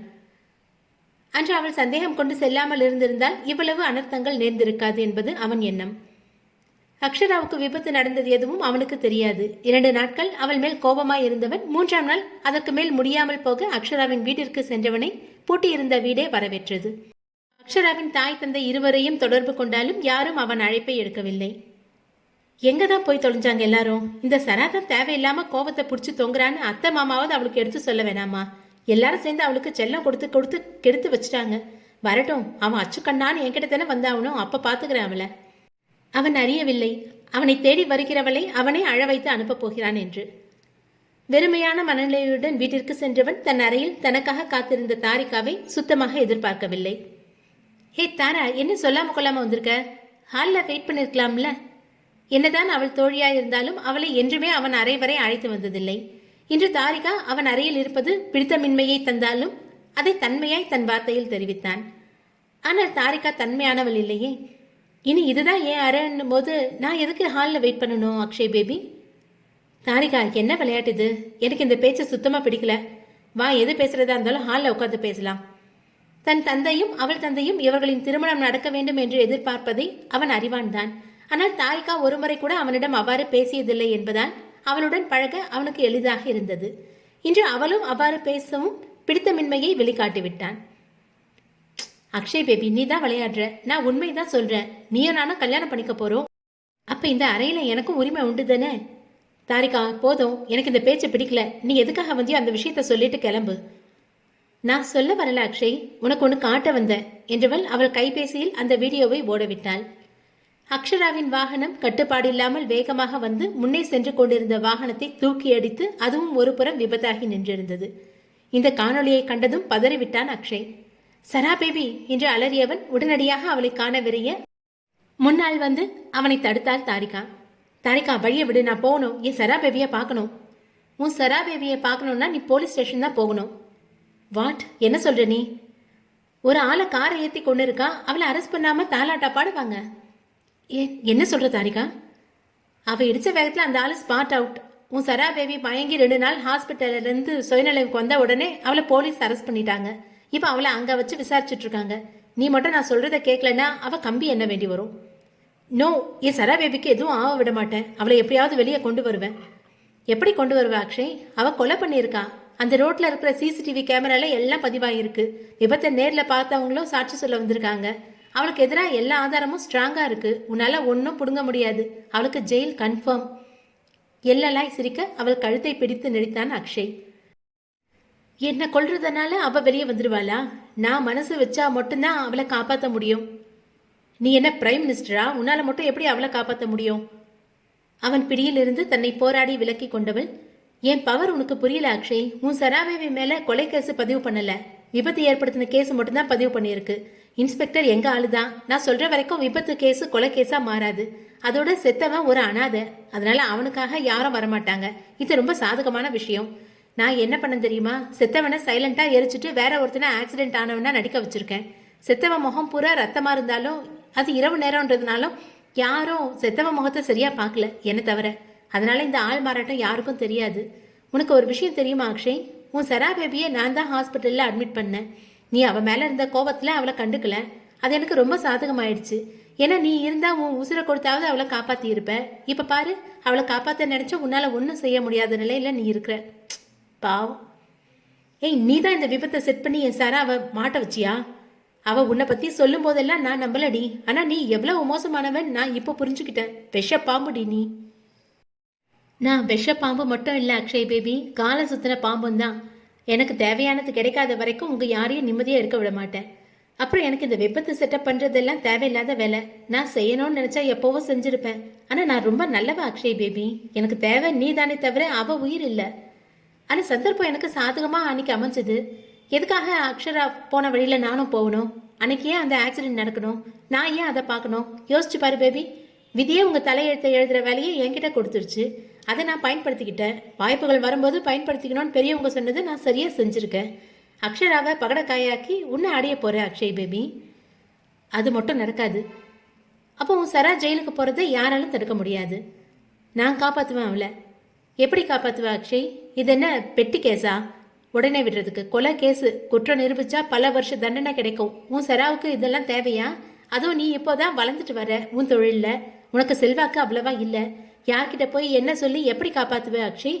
நீ போலீஸ் ஸ்டேஷன் வர்றதுக்குள்ளே உன் சரா மேலே போட்டிருக்கிற கேஸை கொலை கேஸாக மாற்றி அவளுக்கு தண்டனை வாங்கி கொடுத்துடுவேன். எல்லா ஆதாரமும் பக்காவாக என்கிட்ட இருக்குது. அக்ஷரா ஜெயிலுக்கு போகிறது கன்ஃபார்ம். தாரிகா சொல்வது அனைத்தும் உண்மையே. அவனுக்கான அடையாளத்தை பெற அவனே போராடி கொண்டிருக்கையில் அவன் எப்படி அக்ஷராவை காப்பான்? எந்த அரசியல்வாதியையும் அதிகாரம் படித்தவர்களையும் அவனுக்கு தெரியாது. யாரிடம் சென்று என்ன சொல்லி எப்படி அவளை காக்கப் போகிறான்? மனதில் பெரும் வலி எழுந்தது அவனுக்கு. அக்ஷரா சொன்னதை முன்னாடியே கேட்டிருந்தா இந்த நிலைமை வந்திருக்காது. எவ்வளோ அழகா நடிச்சு என்னை ஏமாத்திருக்கான். அன்னைக்கு அவ ரூமுக்கு என்ன அழைச்சிட்டு போனது கூட தவறான நோக்கத்துக்காக தான் இருக்கும். அந்த நேரம் அக்ஷரா வந்துட்டதுனால கிடைச்ச சந்தர்ப்பத்தை பயன்படுத்தி தன்னோட ஆசையை நிறைவேற்றிக்க பார்க்கறா. அவன் தந்தை நினைத்தால் உதவ முடியும். ஆனால் அவர் அக்ஷராவுக்காக சிறு திரும்பையும் நகர்த்த மாட்டார். எல்லா வழியும் அடைப்பட்டார் போலவே அவனுக்கு தோன்றியது. உனக்கு வேற வழியே இல்லை அக்ஷய் பேபி. நான் சொல்றதை நீ கேட்டே ஆகணும். நீ தாமதிக்கிற ஒவ்வொரு நொடியும் உன் சராவுக்கு தான் ஆபத்து. காலமும் நேரமும் கூடவே அந்த நரி கூட்டமும் அவர்களுக்கு எதிராக சதி செய்ய சராவை காக்க தாரிகா சொன்னதற்கு உடன்பட்டான் அக்ஷய். நான் என்ன செய்யணும்? நீ என்ன கல்யாணம் பண்ணிக்கணும்? பண்ணிக்கிறேன். ஆனால் அதுக்கு முதல்ல அக்ஷரா இந்த கேஸ்லேருந்து வெளியே வரணும். என்ன கேனான்னு நினச்சியா?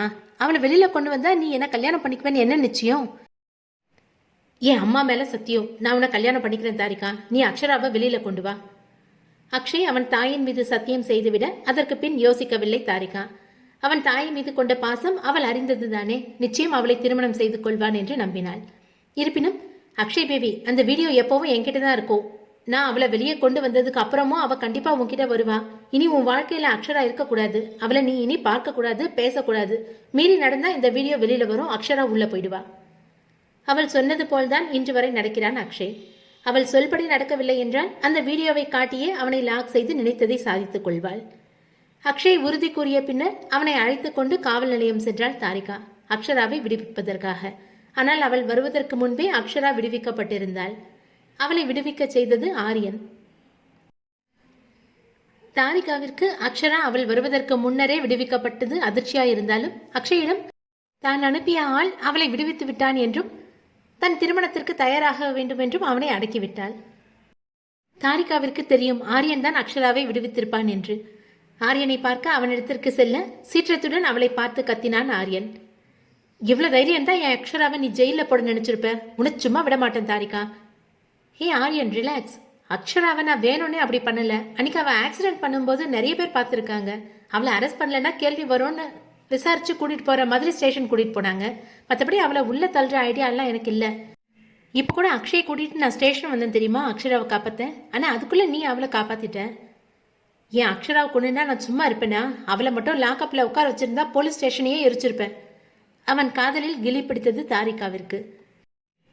அவள் சொன்னது பாதி உண்மை. அக்ஷராவை விசாரிக்காவிட்டால் கேள்வி வரும் என்று அவளை காவல் நிலையம் அழைத்து சென்றாலும் அவளை லாக்கப்பில் ஒரு நாளாவது வைத்திருந்து அக்ஷய்க்கு பயம் காட்டலாம் என்று நினைத்திருந்தாள். நல்ல வேளை அது மட்டும் நடந்திருந்தால் ஆரியன் அவளை கொன்றே போட்டிருப்பான். அந்த அக்ஷராவிடம் என்ன இருக்கிறது என்று இருவரும் அவளுக்காக இப்படி துடிக்கிறார்கள் என்று கோபம் வேறு அவளுக்கு. இது பாரு ஆரியன், இப்ப நமக்கு சாதகமான சூழ்நிலை. அக்ஷய் என்னை கல்யாணம் பண்ணிக்க சம்மதிச்சிட்டான். இனி அக்ஷராவை பார்க்க மாட்டேன் பேச மாட்டேன்னு சொல்லிட்டா என்றவள் அன்று ஹோட்டலில் அக்ஷரா இருவரையும் இணைத்து பார்த்து அக்ஷயிடம் கோபத்தில் கத்திவிட்டு சென்று விபத்தாக்கியது வரை அனைத்தையும் சொன்னவள் வீடியோ விஷயத்தை மட்டும் மறைத்து விட்டாள். எல்லாத்தையும் ஆரியன் கிட்ட சொல்லிட்டு செய்யணும்னு எனக்கு என்ன அவசியம் இருக்கு? இந்த வீடியோ கண்ணன் கிட்ட இருக்க கவச குண்டலம் போல என்னை காப்பாற்ற உதவும். இதை அவன்கிட்ட சொல்ல நான் என்ன முட்டாளா என்று எக்காலமாக எண்ணமிட்டவள் அதை மட்டும் மறைத்து விட்டாள். இந்த சூழ்நிலையை உனக்கு சாதகமா பயன்படுத்தி அக்ஷராவை உன்னவளா மாத்திக்கோ என்று இலவச அறிவுரை வேறு வழங்கினாள். எப்போ என்ன செய்யணும்னு எனக்கு தெரியும், நீ போலாம். இனி அக்ஷராவை சந்திக்க கூடாது, அது உன் பொறுப்பு என்றவன் அவளை போக சொல்லிவிட்டான். ஆரியன் அப்போது ஒன்றை யோசிக்க மறந்துவிட்டான். அக்ஷராவுக்காக உயிரையே தரும் அக்ஷய் அவள் இக்கட்டான சூழ்நிலையில் இருக்கும்போது எப்படி வீண் கோபத்தை பிடித்து தொங்கிக் கொண்டு அவளை பார்க்க வராமல் இருப்பான்? எப்படி தாரிகாவை திருமணம் செய்ய சம்மதிப்பான் என்று யோசிக்கவில்லை ஆரியன். 2 நாட்கள் முன்பு அக்ஷரா மருத்துவமனையில் சுயநினைவின்றி அனுமதிக்கப்பட்டிருந்ததை எண்ணி பதறி துடித்து அவளை காண வந்தவன் 2 நாளும் அங்குதான் அவளுடன் இருந்தான். அவளுக்கு நினைவு வருவதும் போவதுமாக இருக்க அவள் வாய் மட்டும் அக்ஷய் என்ற பெயரையே உச்சரித்தது.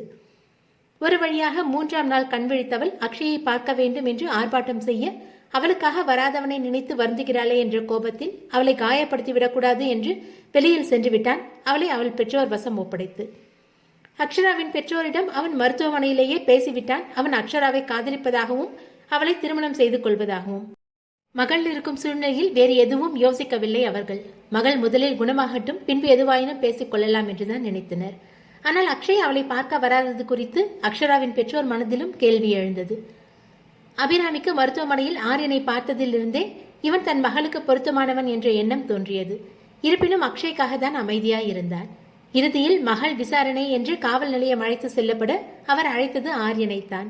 அவனும் விரைவாய் வந்து தன் செல்வாக்கை பயன்படுத்தி அக்ஷராவை அழைத்து வந்துவிட்டான். மேலும் அவன் தந்தையின் நண்பர் அமைச்சர் என்பதால் காதும் வைத்தாற்போல் அந்த வழக்கு முடிவுக்கு வந்தது. அக்ஷரா இடித்ததாக மருத்துவமனையில் அனுமதிக்கப்பட்டவனுக்கும் சில லட்சங்களை கொடுத்து அவன் வாயையும் அடக்கிய பின் தான் ஆரியன் சென்னையில் இருந்த தன் வீட்டிற்கு வந்ததும் தாரிகா அதன் பின் வந்து அவள் திட்டத்தை சொல்லியதும்.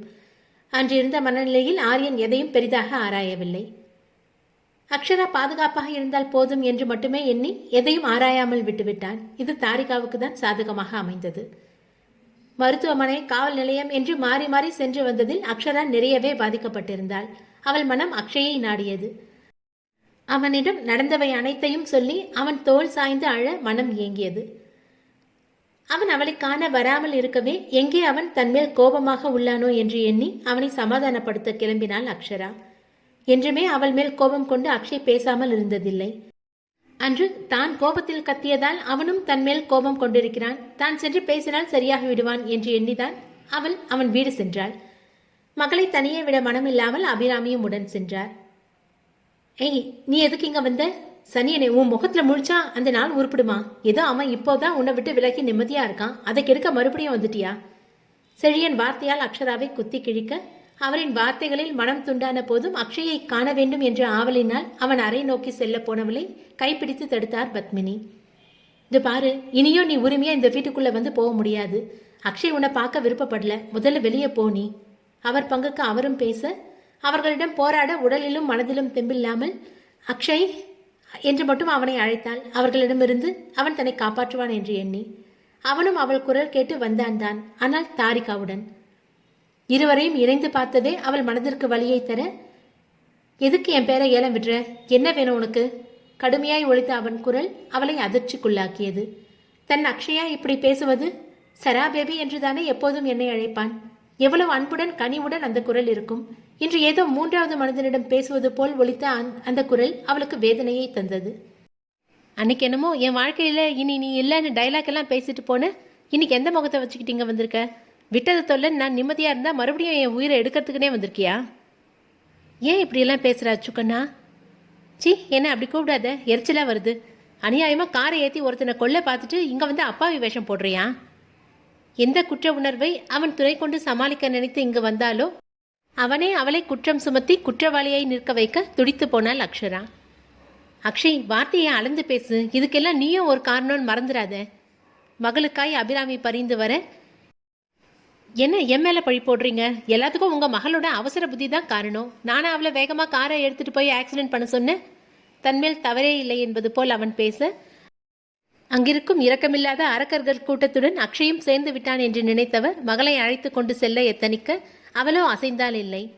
சாரி அச்சு, அன்னைக்கு நான் கோவத்தில். போதும், நிறுத்த அக்ஷரா. உன்கிட்ட நான் எந்த விளக்கமும் கேட்கல. நீ சொன்னது தான் நானும் சொல்கிறேன். இனி உன் வாழ்க்கையில் அக்ஷய் இல்லை. நான் தாரிகாவை தான் கல்யாணம் பண்ணிக்க போகிறேன். எங்களை டிஸ்டர்ப் பண்ணாமல் இங்கேருந்து போயிடு. அச்சு, இவ ஏதாவது மிரட்டி உன்னை இப்படி பேச சொல்கிறாளா? சொல்லு அச்சு, நீ இப்படியெல்லாம் பேச மாட்டியே. இவ தான் உன்னை மிரட்டி இருக்கணும். சரியாய் தாரிகாவை கணித்து அவள் கேட்க ஒரு நிமிடம் ஆமாம் என்று சொல்லிவிடலாமா என்று தோன்றிய போதும் அக்ஷராவின் எதிர்காலத்தை கருத்தில் கொண்டு, நான் என்ன சின்ன குழந்தையா மிரட்டி என்ன பணிய வைக்க? லூசு மாதிரி உளராம இடத்த காலி பண்ணு. உன் மூஞ்சில முழிச்சாலே எந்த காரியமும் உருப்படாது. எங்கள் கல்யாணத்துக்கு ட்ரெஸ் எடுக்க போகிறோம். நல்ல மனநிலையில் போகலாம்னு நினச்சா விடமாட்ட போல இருக்கு. அடிமேல் அடி வாங்கி அக்ஷராவின் மனமும் மறத்துதான் போனது. இன்னும் ஏண்டி இங்கே நிற்கிற? கொஞ்ச நேரம் இங்கே நின்னாலும் உன்னை கழுத்தை பிடிச்சி வெளியே தள்ளிடுவாங்க எல்லாம். உனக்கு உன் அம்மா வேணும்னா என் கூட வா என்று அவளை இழுத்து சென்றார் அபிராமி. உணர்வுகள் மறத்து ஜடம் போல் அவருடன் சென்றாள் அக்ஷரா. பலமாக அவள் மனம் பாதிக்கப்பட்டிருந்தாள். அவள் வீட்டை விட்டு வெளியே கால் வைத்ததும் பிருந்தாவின் படம் பெருத்த சத்தத்துடன் கீழே விழுந்து உடைய அனைவரும் ஒரு நிமிடம் திகைத்தார்கள். அபிராமியின் நடையும் ஒரு நிமிடம் தடைப்பட்டது. பின்பு மனதை கடினப்படுத்தியவராக மகளை அழைத்து சென்று விட்டார். பிருந்தாவின் உடைந்த புகைப்படத்தை செழியன் எடுக்கப் போக அவருக்கு முன்பு அதை பாய்ந்து எடுத்தான் அக்ஷய். அவன் கைகளில் கண்ணாடி துண்டுகள் கீறி ரத்தம் வர அந்த வலி அவனை பெரிதாக தாக்கவில்லை. தாயின் முகத்தை பார்க்க கண்ணாடி துண்டுகள் விரிசல் விழுந்த அந்த படம் இருக்க, தான் அக்ஷராவை திட்டும்போது அவர் மனமும் இப்படித்தானே துண்டுபட்டிருக்கும் என்று நினைத்தவன் தன்னையே வெறுத்தான். சார் பதிவாளர் அலுவலகத்தில் மாலை மாற்றாமல் தாலி கட்டாமல் வெறும் கையெழுத்து மட்டுமே இட்டு தன் தலையெழுத்தை தானே தாரிகாவுடன் எழுதி கொண்டான் அக்ஷய். ஊர்கூடி மேடையிட்டு அவனை கைப்பிடிக்க தாரிகாவுக்கு ஆசைதான். ஆனால் அவனோ, நீ என்ன கல்யாணம் பண்ணிக்கணும்னு தானே சொன்ன, அது எப்படி நடந்தா என்ன என்று அவளை அடக்கிவிட்டான். அவனை படுத்தியது போதும் என்று நினைத்தாலோ என்னவோ தாரிகாவும் பதிவு திருமணத்திற்கு ஒத்துக்கொண்டாள். இரு வீட்டு மக்கள் மட்டும் கலந்து கொள்ள எளிமையாய் முடிந்தது அந்த திருமணம். அடுத்த நாள் ஊர் மெச்ச தொழில்முறை நண்பர்களுக்காக ஒரு வரவேற்பு வைத்து அமர்க்கலப்படுத்தி விட்டார் மகேஸ்வரன். அக்ஷராவை அபிராமி கோவைக்கு அழைத்து சென்று விட்டார். அக்ஷயின் திருமணத்திற்கு முன்பே ஆரியன் அவன் பாதுகாப்பு வளையத்தினுள் அவளை கொண்டு வந்து விட்டான். அவன் இருக்கும் ஊருக்கே அவளையும் அவள் பெற்றோர் துணை கொண்டு அழைத்து வந்து விட்டான். தன்னால் ஒரு உயிர் போக இருந்ததே என்று எண்ணி தன்னையே நொந்து போயிருந்தவள் அக்ஷயின் பேச்சில் சுக்குநூறாய் உடைந்துதான் போனாள். பித்து பிடித்தவள் போல் இருந்தவளை மனநல மருத்துவரிடம் அழைத்து சென்று அவளை கொஞ்சம் கொஞ்சமாக சரியாக்கினான் ஆரியன். அவள் முழுவதுமாக தேர 2 வருடம் ஆனது. இரவில் அந்த விபத்து நடந்ததே அவள் கண்முன் தோன்றி அவளை அலைக்கழித்தது. அனைத்து பிரச்சனைகளிலிருந்தும் ஒருவாறு வெளிவந்த அக்ஷரா அக்ஷயை தேடினாள். இவள் திருந்த மாட்டாள் என்று தலையில் அடித்துக் கொள்ளாத குறையாய் அபிராமி நினைத்தாள். அவளை திசை திருப்ப ஆரியன் அலுவலகத்திலேயே வேலைக்கு அனுப்பப்பட்டாள். ஆரியன் அவளுக்கு அதிக வேலைகளை கொடுத்து அவளை வேறு எதுவும் சிந்திக்காமல் பார்த்து கொள்ள அதுவே அவள் மனதில் அவன் மீதான வெறுப்பை வளர்த்து விட்டது. ஆக மொத்தம் ஆரியன் நினைத்ததுதான் நடந்தது. அவள் அக்ஷயை தேடும் நேரம் குறைவாகி ஆரியனை திட்டும் நேரம் அதிகமானது. ஆரியன் அவளிடம் காதலை சொன்ன போதே அவனை திட்டியவள் அவள். அக்ஷராவின் தோழியின் தமக்கை திருமணத்தில்தான் ஆரியன் அக்ஷராவை பார்த்து காதலில் விழுந்தான். சிறகடிக்கும் பட்டாம்பூச்சியாய் துள்ளி ஓடும் மான்குட்டியாய்தான் அவள் அவன் கண்களுக்கு தெரிந்தாள். அவள் கல்லூரி 1ஆம் ஆண்டு படித்து கொண்டிருந்ததால் அவளை தொல்லை செய்யக்கூடாது என்று நினைத்த ஆரியன் பின்பு ஒரு நாள் தன் மனதை அடக்க முடியாமல் அவளிடம் காதலை சொல்லி நன்றாக வாங்கி கட்டி கொண்டான். அதற்கெல்லாம் வசந்தால் அவன் ஆரியன் இல்லையே. அதன் பின் தான் அவளை அதிகம் காதலித்தான். ஒரு நாள் தாரிகாவுடன் ஆரியன் பேசுவதை எதேச்சையாய் கேட்க நேர்ந்தவள் இவன் அவளுடன் கூட்டு சேர்ந்து தன்னையும் அக்ஷயையும் பிரித்து விட்டதாக இன்னும் அவனை வெறுத்தாள். இப்படியே 4 ஆண்டுகள் செல்ல அதன் பின் தான் அன்று வரவேற்பில் அக்ஷயை கண்டு இனியும் அவனை பிரிந்து இருக்கக்கூடாது என்று அவனுக்காக மீண்டும் சென்னை வந்தாள். இவள் நிலை இப்படி இருக்க அக்ஷய் பெயரளவில் மட்டுமே தாரிகாவை மனைவியாய் ஏற்றானே தவிர அவளுடன் சேர்ந்து வாழவில்லை. கல்யாணம் செய்யதான் அவனை மிரட்ட முடியும், சேர்ந்து வாழ அவன் மனது வைத்தால்தான் முடியும் என்று தாரிகாவிற்கும் போக போகத்தான் புரிந்தது. ஆனால் அவள் அதற்கெல்லாம் வருந்தவில்லை. அவள் நினைத்தது நடந்துவிட்டது என்ற மிதப்பில் இருந்தாள். தான் மகிழ்ச்சியாய்தான் வாழ்கிறேன் என்று பிறருக்கு காட்டுவதற்காக அந்த வீடியோவை காட்டி மிரட்டி அக்ஷயை அழைத்து கொண்டு பார்ட்டி விழாக்களுக்கு சென்று தாங்கள் ஆதர்ஷ தம்பதிகள் என்று பிம்பத்தை உருவாக்கினாள். நீ என்ன வேண்டுமானாலும் செய்து கொள் என்று அவளை விட்ட அக்ஷய் தன்னை நிலைப்படுத்திக் கொள்ள கடுமையாக உழைத்தான். எந்த செல்வாக்கை அதிகாரத்தை வைத்து தாரிகா அவனை கட்டி போட்டாலோ அதை பெற கடுமையாக உழைத்தான். 4 ஆண்டுகள் ஆனது அவன் அதையெல்லாம் அடைவதற்கு. தாரிகாவிற்கு எதிராக மெதுவாக காய் நகர்த்தலாம் என்று அவன் எண்ணியிருந்த வேளையில் அக்ஷரா என்ட்ரி கொடுத்து அவனை திகைக்க வைத்தாள். அவன் இந்த முறை தாரிகாவிற்கு பயந்து அவளை விரட்டவில்லை. மறுபடியும் அவள் எந்த சிக்கலிலும் மாட்டிவிடக்கூடாதே என்றுதான் அவளை அனுப்புவதில் முனைப்பாயிருந்தான். ஆனால் அவள் சென்றால் தானே. அவள் வந்த அன்றே தாரிகா அவளுக்கு விபத்து ஏற்படுத்திவிட சற்றே அடங்கினான் தாரிகாவிற்கு எதிராக வேலை செய்வதென்று. ஆனால் அக்ஷராவின் திருமண பத்திரிகை பார்த்ததிலிருந்து அவளுக்கான அங்கீகாரத்தை அவளுக்கு கொடுக்க முடியவில்லையே என்று வருந்தியவனுக்கு பிருந்தா பிரச்சனையை முடிக்கவே வழிகாட்டிவிட்டார். தாரிகாவை அக்ஷய் அடக்குவானா? அக்ஷயுடன் அக்ஷரா இணைவாளா? இல்லை ஆரியனின் காதல் கை கொடுமா? தாரிகாவிடமிருந்து முதலில் அந்த வீடியோவை பறிக்க வேண்டும். பிறகுதான் அவளை அடக்க முடியும். அக்ஷயின் எண்ணம் இதுவாகத்தான் இருந்தது. அவனும் இந்த 4 ஆண்டுகளில் முயன்று விட்டான். ஒருமுறை தாரிகாவுக்கு தெரியாமல் அந்த மொபைலில் உள்ள வீடியோவை இவன் அழிக்க சிறிது நேரத்திலேயே அக்ஷயின் மொபைலுக்கு அந்த வீடியோவை அனுப்பி வைத்து இதுபோல் நிறைய பிரதி பல பேரிடம் இருக்கிறது, இனி இதுபோல் செய்யாதே என்று எச்சரிக்க வேறு செய்கிறாள். என்ன செய்து அந்த வீடியோவை கைப்பற்றுவது என்றுதான் அவன் பெரும் யோசனையில் இருந்தான். என்ன ஆனாலும் சரி, இம்முறை அவன் எந்த ஒரு வாய்ப்பையும் தவற விடுவதா இல்லை. அக்ஷயின் அலுவலகம். தன் விடுமுறை முடிந்து மீண்டும் அலுவலகத்திற்கு வந்த அக்ஷரா உற்சாகமாய் உணர்ந்தாள். அன்று முக்கியமான வாடிக்கையாளர் கூட்டம் இருந்ததால் அக்ஷயுடன் இணைந்து வேலை செய்ய வேண்டியது அவளுக்கு. அதை அவள் விரும்பியும் ஏற்றுக்கொண்டாள். அக்ஷய் அவளை பார்வையாலே வருடி அவள் ஆரோக்கியமாய் இருக்கிறாள் என்று தெரிந்த பின்னே ஆசுவாசமானான். அமைதியான மனநிலையுடனே அந்த கூட்டத்தை தொடங்க எங்கே அதற்கு அக்ஷரா விட்டால் தானே. அக்ஷராவின் பார்வை அவனையே தொடர அக்ஷய் அந்த கூட்டத்தை தொடர முடியாமல் இடையிலேயே நிறுத்தினான். அனைவரும் வெளியேற அக்ஷரா மட்டும் அங்கிருந்தாள். எதுக்கு இப்படி பண்ற அக்ஷரா? நான் என்ன பண்ண மிஸ்டர் அக்ஷய்? எதுக்கு என்னையே பார்க்குற? இது என்னடா வம்பா போச்சு? நீ மீட்டிங் ஆர்கனைஸ் பண்ண உன்னை பார்க்காம வேற என்ன பார்க்குறதா? கண்களில் குறும்பு கொப்பளிக்க முகத்தை சீரியஸாக வைத்து சொன்னாள். இவகிட்டெல்லாம் பேச முடியாது என்று நினைத்தவன் அவளுக்கு முதுகு காட்டி நின்று கொண்டான். என் பார்வை உன்னை அவ்வளோ பாதிக்குதா அக்ஷய்? மீட்டிங்கையே நிறுத்திட்ட? அவள் பார்வை அவனை பாதித்ததுதான். ஆனால் அவன் அதை ஒப்புக்கொள்ளவில்லை. ஏனோ அந்நேரம் அவன் கண்முன் அவள் திருமண பத்திரிகை தோன்றி அவனை வதைக்க அதை வார்த்தைகளால் வெளியிட்டான். சீரலாய் அவள் புறம் திரும்பியவன், நீ எதை ப்ரூவ் பண்ணுறதுக்காக இங்கே வந்தியோ அது எப்போவுமே நடக்காது. நான் என் லைஃப்பில் மூவ் ஆன் பண்ணிட்டேன், நீயும் மூவ் ஆன் பண்ணு, அதுதான் எல்லோருக்கும் நல்லது. இனி அவள் வாழ்க்கையில் ஆரியன் மட்டுமே இருக்க வேண்டும் என்று எண்ணிதான் அவன் அவ்வாறு கூறினான். இதை அவன் ஆரியன் அவனை சந்திக்க வந்தபோது கூறிய மிஸ்டர் அக்ஷராவிலேயே முடிவு செய்து விட்டான். அக்ஷயால் அக்ஷரா நிம்மதியாகவில்லை. ஆரியனாவது அவளது வாழ்வில் அத்தனை சந்தோஷங்களையும் தரட்டும் என்று மனதார விரும்பவும் செய்தான். ஆனாலும் மனதோறும் ஒரு வலி அவனை வாட்டியது.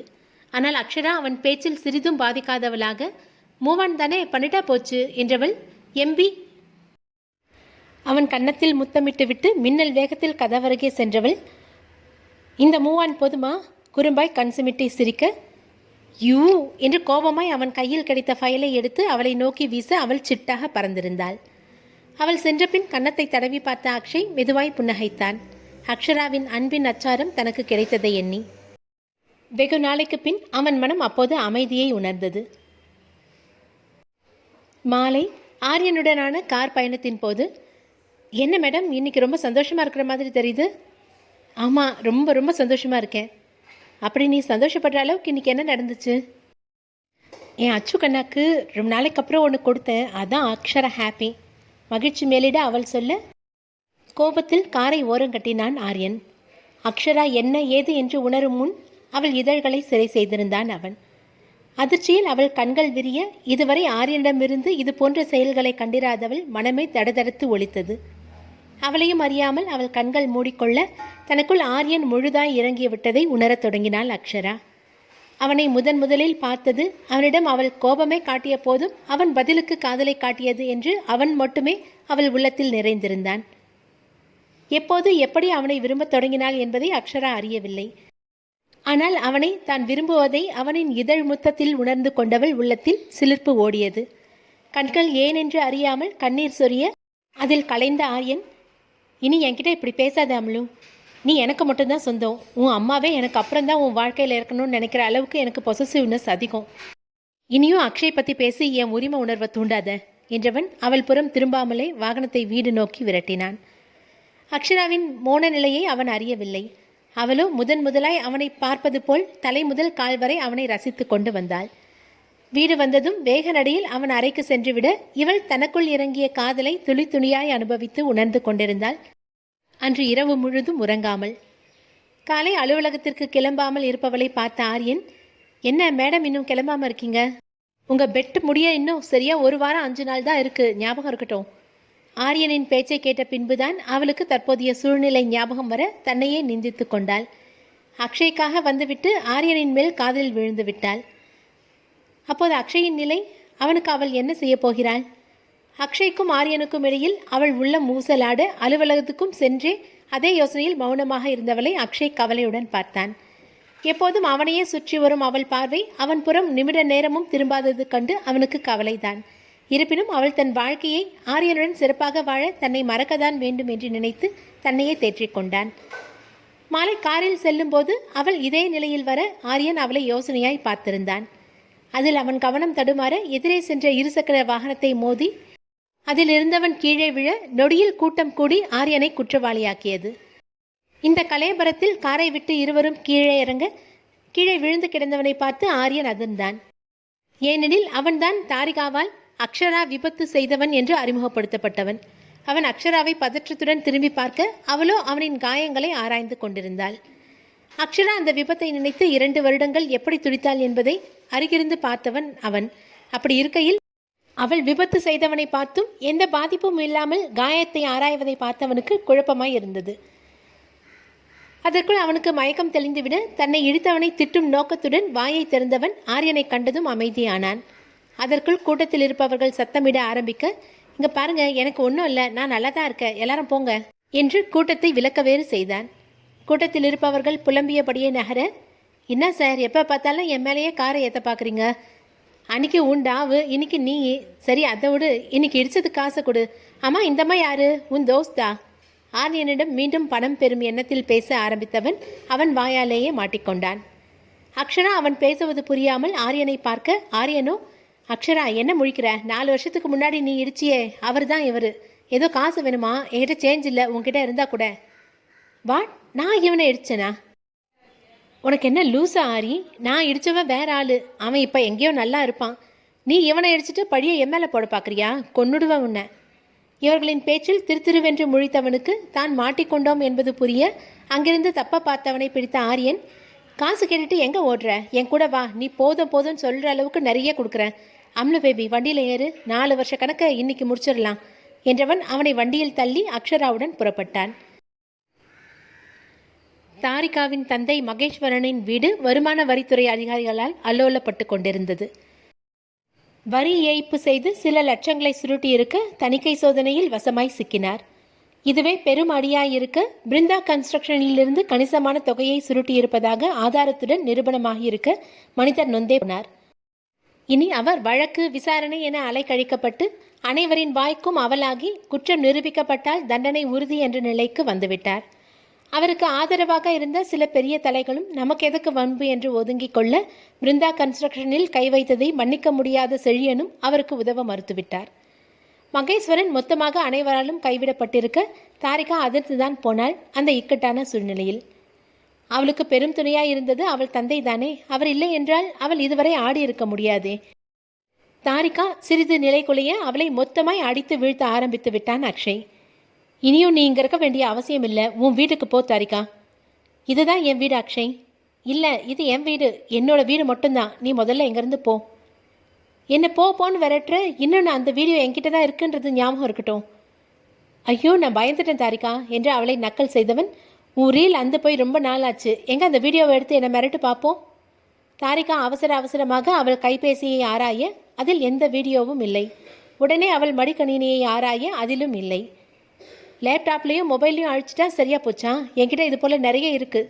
அவனை மிரட்ட பார்க்க, நான் என்ன கேனையனா செய்யறத அறக்குறையா செய்ய? எல்லாத்தையும் அழிச்சாச்சு. அதை அழிக்க உதவி பண்ணது யார் தெரியுமா? உன் அம்மா. வாட், அம்மாவா? ஆமாம் தாரிகா, உன்னை பெத்த அம்மாவே தான். இந்தாங்க மாப்பிள்ளைன்னு எல்லா வீடியோவையும் தூக்கி கொடுத்தாங்க. நான் விடுவேனா? எல்லாத்தையும் அழிச்சிட்டேன். தாரிகாவின் தாய்க்கு கணவனின் போக்கும் மகளின் போக்கும் ஆரம்பத்திலிருந்தே பிடிக்கவில்லை.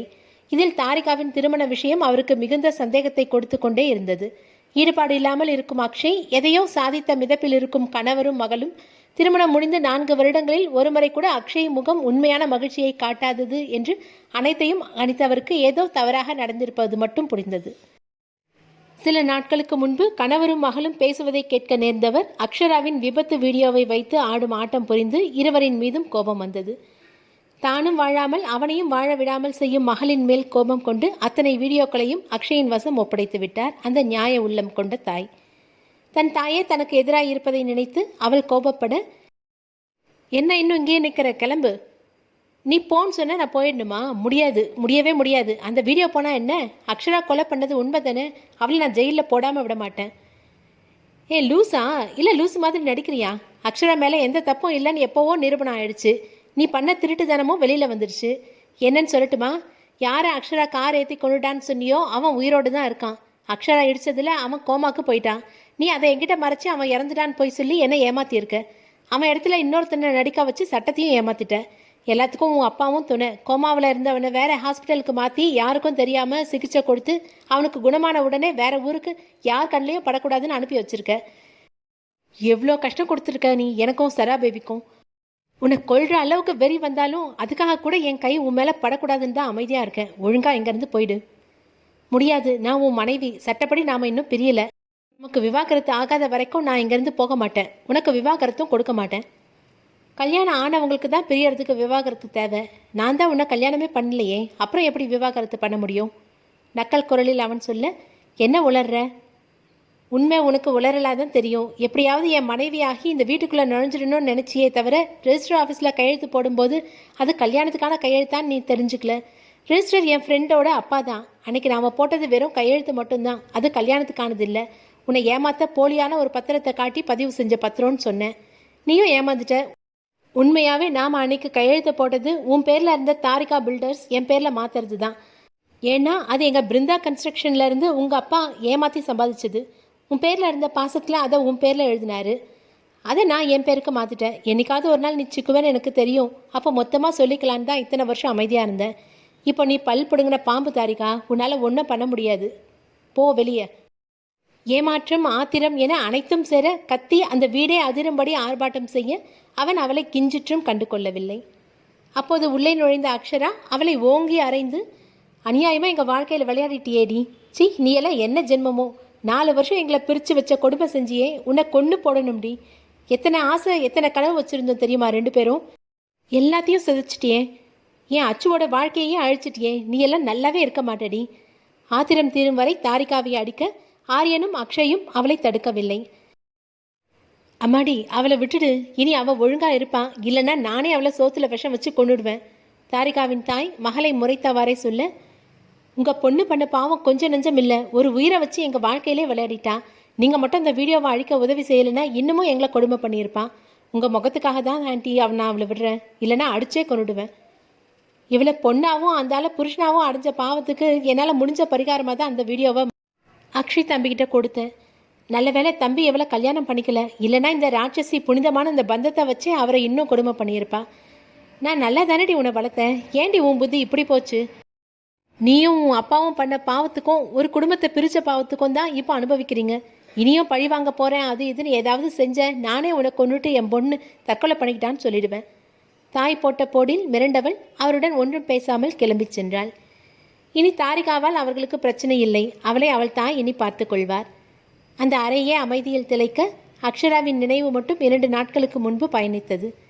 அவனை காரில் அள்ளி போட்டுக்கொண்டு கிளம்பிய ஆரியன் நேரே சென்று அவனை நிறுத்தியது அக்ஷயின் முன்தான். அக்ஷராவும் உடன் இருந்தாள். சொல்லுங்க அக்ஷய், என்ன சொல்லி தாரிகா உங்களை கல்யாணம் செஞ்சா? உண்மையை மட்டும் சொல்லுங்க. அக்ஷராவின் கலங்கிய விழிகளும் ஆரியனின் கோபமும் அந்த இடிப்பட்டவனின் பயந்த பார்வையும் அக்ஷய்க்கு பல கதைகளை சொல்லியது. அச்சுக்கண்ணா, என் மேலே சத்தியம், உண்மையை சொல்லிடு. அக்ஷரா அவள் தலையில் அவன் கை வைக்க பதறி போனவன் அவள் உறுதியில் வேறு வழி இல்லாமல் அனைத்தையும் சொன்னான். அக்ஷராவின் மனமோ எனக்காகவா அச்சு இவ்வளோ கஷ்டப்பட்ட என்பதையே நினைத்து கொண்டிருந்தது. அன்று காலைதான் மகேஸ்வரனுக்கு எதிரான எல்லா வேலையையும் அக்ஷய் செய்திருந்தான். ஆமாம், அவன்தான் வருமான வரி சோதனைக்கு காரணம். மகேஸ்வரனின் தில்லுமுள்ள அனைத்தையும் ஆதாரத்துடன் சேகரித்தவன், அனைத்தையும் உரிய இடத்தில் சேர்த்து ஆவண செய்யும் நடவடிக்கை எடுக்க, அதே சமயத்தில் தான் தாரிகாவின் அன்னையும் அந்த வீடியோ ஆதாரத்தை அவனிடம் சேர்த்திருந்தார். இனி அக்ஷராவிற்கு எந்த இடரும் கிடையாது என்று அவன் நினைத்திருந்த வேளையில்தான் ஆரியன் வந்ததும் அவனிடம் எல்லா விஷயத்தையும் அக்ஷய் பகிர்ந்து கொண்டான்.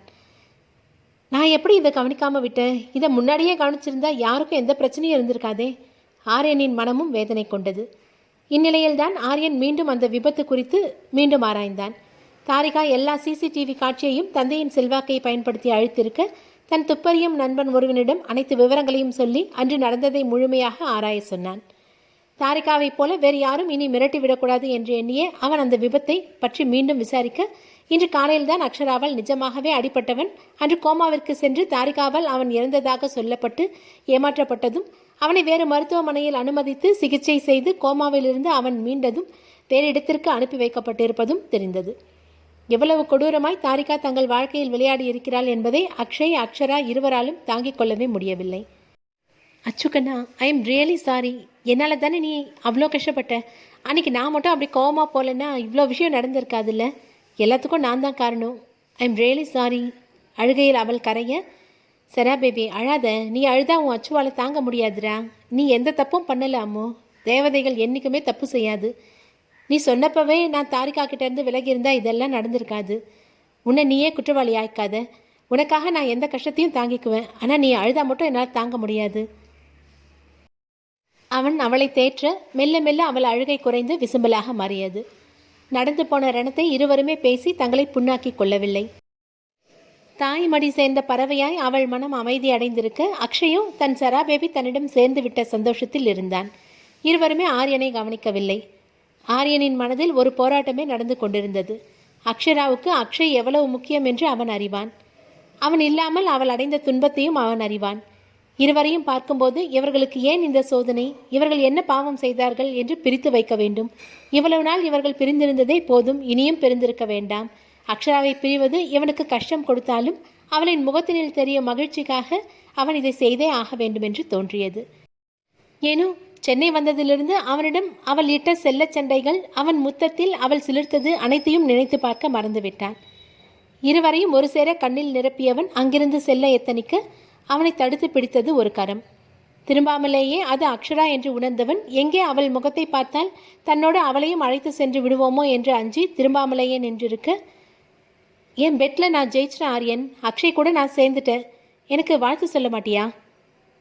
வாழ்த்துக்கள் அக்ஷரா. குரல் மட்டும்தான் திடமாக வந்ததை தவிர கண்கள் கலங்கி இருக்க அதை அறியாதவளாய், அச்சுக்கண்ணா, ஆரியன் எனக்கு ரொம்ப ஹெல்ப் பண்ணியிருக்கான். அவன் மட்டும் இல்லைன்னா நான் நிச்சயம் பைத்தியமாயிருப்பேன். இப்போவும் பைத்தியமாக தான் இருக்கேன் அவன் மேலே, மனதினுள் நினைத்து கொண்டாள். அவள் மனதின் மொழி அங்கிருக்கும் யாருக்கும் கேட்கத்தான் இல்லை. ஆரியன், நன்றின்னு ஒரு வார்த்தை சொல்லி உங்களை நான் விளக்க விரும்பலை. நான் வாழறதே இவளுக்காக தான். இவன் முகத்தில் இருக்க சந்தோஷத்துக்கும் சிரிப்புக்கும் நீங்கள் தான் காரணம். நீங்கள் இல்லைன்னா நானும் இவளும் சேர்ந்திருக்க முடியாது. என்ன சொல்லி என் உணர்வை வெளிப்படுத்துறதுன்னு எனக்கு தெரியல. நீங்கள் ஒன்றும் சொல்ல வேணாம் அக்ஷய். உங்கள் சரா பேபியை உங்ககிட்டயே ஒப்படைச்சிட்டேன். ஏதோ ஒரு விதத்தில் தாரிகாவுக்கு நானும் உதவி இருக்கேன். அதுக்கு மன்னிப்பு கேட்டுக்கிறேன். நீங்கள் இல்லாமல் அம்லு, சாரி அக்ஷரா ரொம்ப துடிச்சு போயிட்டா. இனி அவள் சந்தோஷமாக இருப்பா. அக்ஷரான்ற தேவதையை இத்தனை நாள் நான் பக்கத்தில் இருந்து பார்த்துக்கிற வரம் எனக்கு கிடைச்சிது. ஆனால் அவள் சேர வேண்டிய இடம் ஒன்று இருக்கே. இப்போ அந்த தேவதையை அதுக்குரிய இடத்துல சேர்த்துட்டேன். என் கடமை முடிஞ்சது, நான் வரேன் என்றவன் திரும்பி பார்க்காமல் வெளியேற, ஆரி நில்லு என்று அக்ஷராவின் குரல் அவன் செவிகளை அடைந்தாலும் நிற்க துடிக்கும் கால்களை கட்டுப்படுத்தி அங்கிருந்து கிளம்பியும் விட்டான். ஆரியனின் கார் சென்றுவிட வெளியில் நின்று அதை பார்த்து கொண்டிருந்த அக்ஷராவின் கண்களில் நீர் வழிந்தது. ஆரியனின் வேகமும் அக்ஷராவின் அழுகையும் அக்ஷய்க்கு எதையும் சொல்லாமலே புரிய வைக்க அவன் மனமும் கலங்கியது. இது நாள் வரை அக்ஷராவை தன்னுடன் சேர்த்துவிட துடித்த இதயம் இன்று அவள் தன்னிடம் வந்து சேர்ந்தவுடன் அவளை மறுபடியும் அவனை விட்டு விலக்கி அனுப்ப மறுத்தது. அக்ஷரா அவனுடையே இருக்க வேண்டும் என்று அவன் மனம் விரும்ப அவளை இனி தன்னை விட்டு பிரிய விட மாட்டேன் என உறுதி எடுத்து கொண்டான். அதே உறுதியுடன் அக்ஷராவின் தோள் மீது கை போட்டு அணைத்து கொண்டவன் அவளை தன் தோளில் ஆறுதலாய் சாய்த்து கொண்டான். அவன் மனமோ, சாரி ஆரியன், உன் காதல் எனக்கு புரியுது. இருந்தாலும் என் சராவை இன்னொரு தடவை இழக்கிற தெம்பு எனக்கு இல்லை. இவ என்னோட சரா பேபி, யாருக்கும் இவளை கொடுக்க மாட்டேன். சரா, இங்கே என்ன பண்ணுற? நிலா அழகாக இருக்குல்ல அச்சு? அந்த நிலாவை விட என்னோட சரா தான் அழகு. எப்போதும் இப்படி சொன்னால் கலகலத்து சிரிக்கும் அக்ஷரா இன்று அமைதியாயிருந்தாள். அவள் இங்கு வந்து 10 நாட்கள் ஆகிற்று. அவன் அருகில் இருக்கும்போது கலகலப்பாய் இருப்பவள் தனியே இருக்கும்போது வானை வெறித்து நின்று விடுகிறாள். அதற்கான காரணம் அவன் அறிவான். ஆரியன். அவன் மேல் அவள் கொண்டுள்ள காதலையும் அறிவான். எல்லாம் அறிந்திருந்தும் அவன் மௌனமாய்தான் இருந்தான். அவனுக்கு அவன் சரா வேண்டும். அவனின் சரா பேபிக்கு ஆரியன் வேண்டும். அவன் விருப்பம் முக்கியமா அவள் விருப்பம் முக்கியமா என்ற கேள்விக்கு அவனின் பதில் அவள் என்பதுதான். ஆனால் ஏனோ இப்போது அவன் மிகவும் பிடிவாதமாக இருந்தான். இத்தனை வருடம் அவளை பிரிந்திருந்தாயிற்று. இன்னும் அவளை பிரிந்து இருக்க வேண்டுமா என்றுதான் அவனுக்கு தோன்றிற்று. அதே நேரம் தனிமையில் அவளை வருத்தி கொள்வதையும் அவனால் காண முடிவதில்லை. அதற்கு தான் அவன் ஒரு முடிவு எடுத்துள்ளான். நாளையுடன் எல்லாம் சரியாகிவிடும் என்று எண்ணியவனாய் அவளை உறங்கச் செல்ல சொன்னவன் வழக்கம் போல் பிருந்தாவின் படம் முன் நின்றான். பிருந்தா அவனை பார்த்து புன்னகைப்பது போல் தோன்றியது அவனுக்கு. சிரிக்காதீங்கம்மா, நாளைக்கு எல்லாம் சரியாக நடக்கணுமேனு எனக்கு கவலையாக இருக்குது. நீங்கள் தான் எல்லாத்தையும் பார்த்துக்கணும். நாளைக்கு மட்டும் எல்லாம் சரியாக நடந்தால் உங்கள் செல்ல கண்ணனும் செராக்குட்டியும் சந்தோஷமாக இருப்போம் எப்போவும். இரவு நேர தென்றல் காற்று இதமாய் அவன் தலை மோத தாயின் வருடலாய் அதை ஏற்றவன் உறங்க சென்றான். மறுநாள் காலை, சரா baby come on get up. 2 minutes அச்சு. இப்படியே சொல்லி 1 hour தூங்கிட்ட, போதும் எழுந்துக்கோ. அவனை திட்டியபடியே குளியல் அறைக்குள் அவள் நுழைய சிரித்தபடியே மெத்தையின் மேல் அந்த பொருட்களை வைத்தவன் தன் அறைக்கு அவன் தயாராக சென்று விட்டான். குளித்து முடித்துவிட்டு வந்த அக்ஷரா தன் மெத்தை மேலிருக்கும் பட்டு புடவையும் நகைகளையும் புரியாமல் பார்த்தாள். இந்த புடவையையும் நகையையும் போட்டுட்டு கீழே வா சரா பேபி. காற்றில் அக்ஷய் எழுதி வைத்த காகிதம் படப்படுக்க எதுவும் புரியாத போதும் அவன் சொன்னதை செய்ய தவறவில்லை அவள். கீழே வந்தவளை வரவேற்றான் பட்டு வேட்டி சட்டையிலிருந்த அக்ஷய்.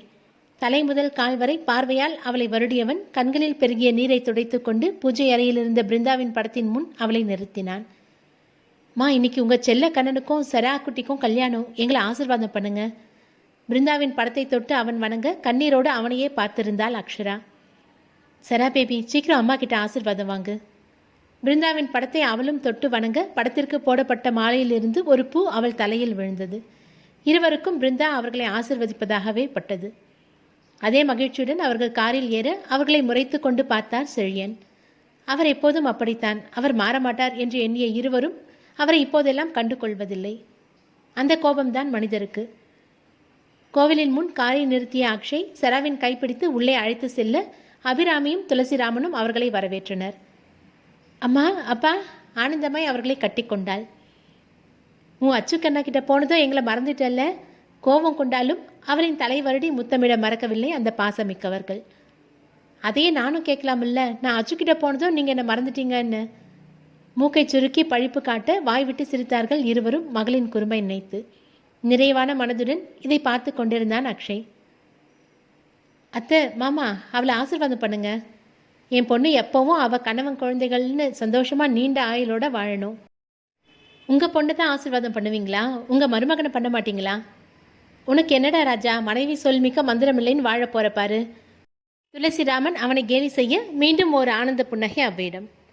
சீக்கிரம் வாங்க, நேரம் ஆச்சு. அபிராமி தான் அவர்களை மணமேடைக்கு கிளப்பிச் சென்றார். அக்ஷய் கைப்பிடித்து அக்ஷராவை மணமேடைக்கு அழைத்து சென்று அமர வைத்தான். அக்ஷரா கண்களில் இருந்து வழியும் நீரை கட்டுப்படுத்த முடியாமல் போக அவள் விழி நீரை துடைத்து விட்டான் அக்ஷய். மணமேடையில் அமர்ந்திருந்த மாப்பிள்ளையையும் பெண்ணையும் பார்ப்பவர்களுக்கு இருவரும் ஒருவருக்காகவே மற்றவர் படைக்கப்பட்டவர்கள் போல் இருந்தது. மாங்கல்யம் தானம் பண்ணுங்கோ. ஐயரின் குரல் ஒலிக்க அக்ஷராவின் கழுத்தில் 3 முடிச்சிட்டு அவளை தன்னவளாக்கி கொண்டான் ஆரியன். அவள் நெற்றியில் குங்குமம் வைத்து வெல்கம் மிஸ்ஸஸ் ஆரியன் என்று முத்தமிட்டான் அக்ஷராவின் கணவன் ஆரியன். மச்சான், ரொமான்ஸ் படத்தை அப்புறம் ஓட்டலாம். எனக்கும் இன்றைக்கி தான் கல்யாணம். சீக்கிரம் என் தங்கச்சியை அனுப்பு. அவள் தான் என் பொண்டாட்டிக்கு நாத்தனார் முடிச்சு போடணும். அக்ஷய் ஆரியனை கேலி செய்ய, மாப்பிள்ள நீங்கள் தான் எனக்கு வில்ல. அவனை முறைத்து கொண்டே அக்ஷய் மணமகனாக அமர்ந்திருக்கும் மேடைக்கு சென்றான் ஆரியன் அக்ஷராவுடன். ஆரியனின் தமக்கை யாழினி தான் மணப்பெண். அக்ஷய்க்கும் யாழினிக்கும் ஒருவரை ஒருவர் பிடித்திருக்க இருமணம் இணைந்து திருமண பந்தத்தில் இணைந்தது. அக்ஷய் ஆசைப்பட்டது போல் அவனின் தங்கை சரா பேபி யாழினிக்கு நாத்தனார் முடிச்சிட்டாள். அக்ஷரா அக்ஷயையும் ஆரியன் யாழினியையும் அணைத்து கொள்ள அந்த தருணம் அழகாக படமாக்கப்பட்டது. தன் பிள்ளைகளின் திருமணத்தை கண்குளிர கண்டு ரசித்தார்கள் அவர்களை பெற்றவர்கள். பிருந்தாவின் முகம் இன்னும் புன்னகையே வெளிப்படுத்தியது சட்டமாக மாட்டப்பட்டிருந்த புகைப்படத்தில். அதையே வெறித்து கொண்டிருக்கும் செழியனின் மனதினுள் கடந்த கால நினைவனைகள். செழியன் பிருந்தா இருவரின் காதலில் விளைந்த நன்முத்துதான் அக்ஷய். அத்தனை செல்லம் கொடுத்து வளர்த்தார்கள் அக்ஷயை இருவரும். அவனுக்கு பிருந்தாவின் மேல் பாசம் அதிகம். செழியன் பெரும்பாலும் அலுவலகத்திலேயே இருப்பதால் அவன் பிருந்தாவிடம்தான் அதிக ஒட்டுதலுடன் இருந்தான். அவனின் பள்ளித்தோழன் விஸ்வா தனக்கு தங்கை பிறந்திருப்பதாக கூறி சந்தோஷப்பட தனக்கும் ஒரு தங்கை வேண்டும் என்று பிருந்தாவிடம் வந்து நின்றான் செல்லக்கண்ணன். அவன் பிருந்தாவின் செல்லக்கண்ணன் தான். பிருந்தாவிற்கும் இரண்டாவதாய் ஒரு பெண் மகவு வேண்டும் என்ற ஆசை வர மனைவி மகனின் ஆசைக்கு செழியனும் இசைந்தார். பிருந்தா கருவுற்றிட அவரை தாங்கினார் செழியன். இப்போது அவரின் செல்லக்கண்ணனும் இணைந்து தாங்கினான் தாயையும் தங்கையையும். அம்மாவும் மகனும் சேர்ந்து அவர்களின் குட்டி இளவரசிக்கு பெயர் தேர்வு செய்தார்கள். தன் தங்கை பெயர் தன் பெயர் போலவே இருக்க வேண்டும் என்று அக்ஷய் விரும்பியதால் அக்ஷரா என்ற பெயரை பிருந்தா தேர்வு செய்ய அக்ஷய்க்கு கொண்டாட்டம்தான். சரா பேபி என்றுதான் வயிற்றில் இருக்கும் சிசுவை கொஞ்சுவான். அபிராமிதான் பிருந்தாவிற்கு மருத்துவம் பார்த்தார். பிருந்தாவின் உயிர் தோழியும் அவர்தான். ஆனால் அவரால் ஒரு குழந்தைக்கு தாயாக முடியாது. அவர் கணவன் துளசிராமன் அதை ஒரு குறையாய் எண்ணாது மனைவியின் மனம் வாடாமல் நடந்து கொள்வார். இதற்கிடையில்தான் செழியனின் தொழிலில் சிறிது சரிவு ஏற்படவே நண்பன் ஒருவனின் சொல் கேட்டு ஒரு ஜோதிடரை சந்தித்து ஏன் இப்படி சரிவு ஏற்படுகிறது என்று கேட்க அவரோ பிறக்கப் போகும் சிசுவை காரணம் காட்டினார். செழியனுக்கு அக்ஷராவின் மீதான முதல் வெறுப்புக்கான வித்து அப்போதுதான் விழுந்தது. இருந்தாலும் மனைவி மகனுக்காய் அமைதி காத்தவர் மனதினுள் அந்த குழந்தையை சிறிது சிறிதாக வெறுக்க ஆரம்பித்தார். இது எதுவும் அறியாமல் தாயும் மகனும் அவர்களின் சரா பேபியுடன் பேசி பொழுதை கழித்தனர். பிருந்தா அக்ஷயிடம் எப்போதும் சொல்வது ஒன்றுதான், அக்ஷரா உன் பொறுப்பு, அவளை நீ தான் பார்த்துக்கணும். ஒரு அண்ணனா மட்டும் இல்லாமல் அம்மா அப்பா ஸ்தானத்தில் இருந்து அவளை பார்க்கணும். இது அக்ஷயின் மனதில் அப்போதே ஆழ பதிந்த விஷயம். இரண்டாவது குழந்தை பிறந்தால் மூத்த குழந்தை தனக்கான முக்கியத்துவம் தாய் தந்தையிடம் இல்லாது போய்விட்டது என்று வருந்தக்கூடாது என எண்ணிதான் அவர் அவ்வாறு கூறியது. பிருந்தாவிற்கு பிரசவ வலி எடுக்க மருத்துவமனையில் அனுமதிக்கப்பட்டார். அபிராமியும் அவருக்கு பிரசவம் பார்த்தார். குழந்தையை பிரசவிக்கும் சமயம் பிருந்தாவிற்கு மூச்சு திணறல் ஏற்பட எவ்வளவு முயன்றும் அவரை காப்பாற்ற முடியவில்லை. பிருந்தா மண்ணுலகை விட்டு பிரிந்துவிட செழியனால் தன் காதல் மனைவியின் பிரிவை தாழ முடியவில்லை. இதற்கெல்லாம் காரணம் அக்ஷராதான். அவள்தான் பிருந்தாவை கொன்றுவிட்டாள் என்று எண்ணியே அவளை வெறுத்து ஒதுக்கினார். அவளை முதலில் கையில் ஏந்தியது அக்ஷய்தான். செழியன் அவள் முகம் பார்க்க கூட விரும்பாமல் சென்றுவிட பிருந்தாவின் காரியம் முடியும் வரை அவள் அக்ஷயின் கையில்தான் இருந்தாள். ஏனோ செழியனைப் போல் அக்ஷய் அக்ஷராவை வெறுக்கவில்லை. பிருந்தாவின் வளர்ப்பு கூட அதற்கு காரணமாயிருக்கலாம். தாயின் இழப்புக்காய் கதறி அழுதவன் கையில் இருக்கும் அக்ஷராவை மட்டும் எக்காரணம் கொண்டும் கீழிறக்கவில்லை. இவள் என் பொறுப்பு, அம்மா சொல்லியிருக்கிறாள், இவளை தான் பார்த்து கொள்ள வேண்டும் என்று நினைத்தான். செழியனின் போக்கு அபிராமியின் கண்ணில் பட பிருந்தாவின் இழப்பால் ஏற்பட்ட துக்கத்தில் இருக்கிறார் என்று எண்ணி விட்டுவிட்டார். பச்சை குழந்தையை பார்த்து கொள்ள வேண்டும் என்று எண்ணி பிருந்தாவின் வீட்டிலேயே தங்கிவிட பசியால் குழந்தை கதறி அழ கண்ணீருடன் அவளுக்கு புட்டி பாலை புகட்டினார் அபிராமி. குழந்தை அழுகையில் எரிச்சல் அடைந்த செழியன், அந்த சனியை நான் முதல்ல எங்கேருந்து தூக்கிட்டு போங்க, இதால தான் என் பிருந்தா என்னை விட்டு போனா, இதுவும் இங்கே இருந்தால் என்னையும் என் பிள்ளையும் கொண்டுடும், அதை தூக்கிட்டு போய் குப்பத்தொடியில் போடுங்க. செழியனின் வாயிலிருந்து இப்படி ஒரு வார்த்தையை எதிர்பார்க்காத அபிராமி அதிர்ந்தார் என்றால் சரா பேபியை அப்பா தங்களுடன் வைத்துக்கொள்ள விடமாட்டார் என்று அக்ஷய் அதிர்ந்தான். அபிராமி எவ்வளவு எடுத்து சொல்லியும் செழியன் பிடிவாதமாக அக்ஷராவை ஏற்க மறுக்க அவளை தன் குழந்தையாய் சுவீகரித்து கொண்டார் அபிராமி. குழந்தை இல்லாத அவருக்கு அக்ஷரா வரம் தர வந்த தேவதை.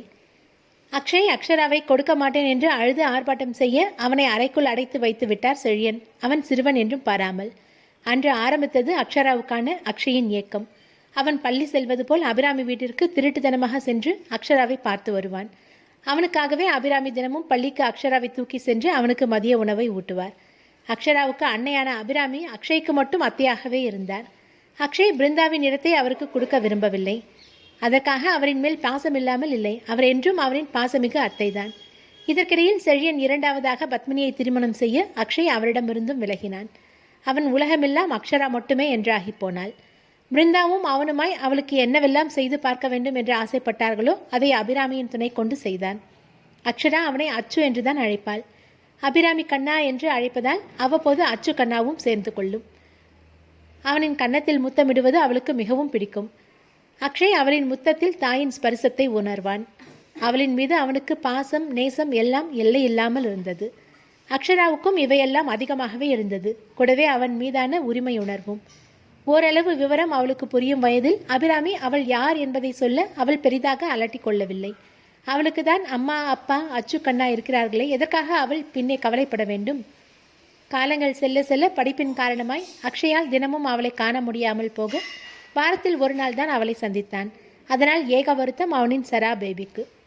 தான் சீக்கிரம் படித்து முடித்து நல்லதொரு வேலையில் கால் பதித்து சரா பேபியை தன்னுடனே வைத்துக்கொள்ள விரும்பினான் அன்பான அச்சுக்கண்ணன். அவளுக்கு பிருந்தா குழுமத்தின் வாரிசு என்ற அங்கீகாரத்தையும் கொடுக்க விரும்பினான். இதை செழியன் விரும்பவில்லை.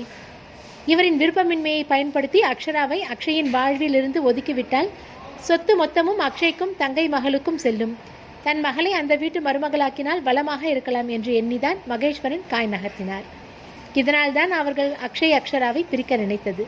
நினைத்தபடியே பிரித்தும் விட்டார்கள். ஆனால் அவர்களால் பாசத்தை ஒன்றும் செய்ய முடியவில்லை.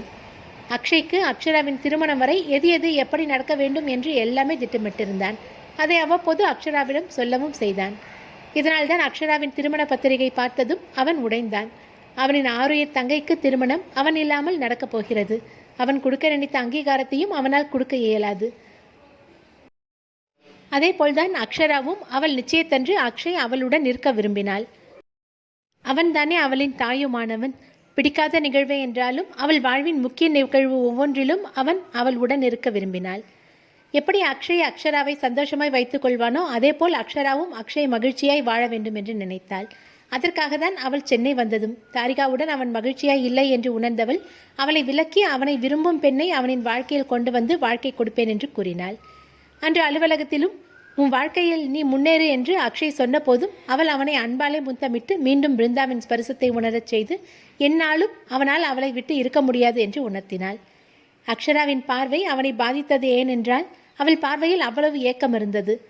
எப்போது எல்லாம் சரியாகும், நாம் எப்போது பழையபடி இருப்போம் என்று அவள் கண்கள் கேட்ட கேள்விதான். மகள்களை பெற்ற தந்தைக்கு மட்டும் அல்ல, தங்கைகளுடன் பிறந்த அண்ணன்களுக்கும் மட்டுமே தெரியும் முத்தம் காமத்தில் சேர்ந்ததல்ல என்று. அது அவர்கள் அன்பின் வெளிப்பாடு. ஆரியன் அக்ஷராவை அக்ஷயுடன் விட்டு வர காரணம் அவள் கொஞ்ச நாளாவது அக்ஷயுடன் இருக்க வேண்டும் என்று எண்ணிதான். ஆரியன் அவளை திருமணம் செய்வது உறுதி. அதுவரை அவள் சகோதரனுடன் இருக்கட்டும், இழந்த காலங்களை அவர்கள் ஈடு கட்டட்டும் என்றுதான். அவன் கண்களில் கண்ணீர் வடிந்தது. கடைசி வரை அவன் காதலுக்கான எதிரொலி அக்ஷராவிடம் இல்லாது போனதே என எண்ணி. அவனுக்கு எப்படி தெரியும் அவள் அவனை காதலிக்கிறாள் என்று? அக்ஷய் வந்து அவனிடம் பேசிய பின்புதான் அவனே அதை அறிந்து கொண்டான். அவன் அவர்களை பிரிக்க நினைத்தான் தான். அக்ஷய் அக்ஷராவை காக்க தவறிவிட்டான். தாரிகாவை திருமணம் செய்ய அவளை நோகடித்து விட்டான். செழியனின் மகன் தானே, அவனும் தந்தை போல்தான் இருப்பான் என்ற எண்ணம் தான். அதையும் சென்னை வந்து அக்ஷயை சந்தித்த பிறகு மாற்றிக்கொண்டான். அவனால் அவர்களுக்கிடையில் மீண்டும் ஒரு பிரிவு வருவதை விரும்பவில்லை. அக்ஷயும் சில நாட்களாவது அக்ஷரா தன்னுடன் இருக்க விரும்பியே அவள் காதல் அறிந்தும் ஒன்றும் செய்யாமல் இருந்தான்.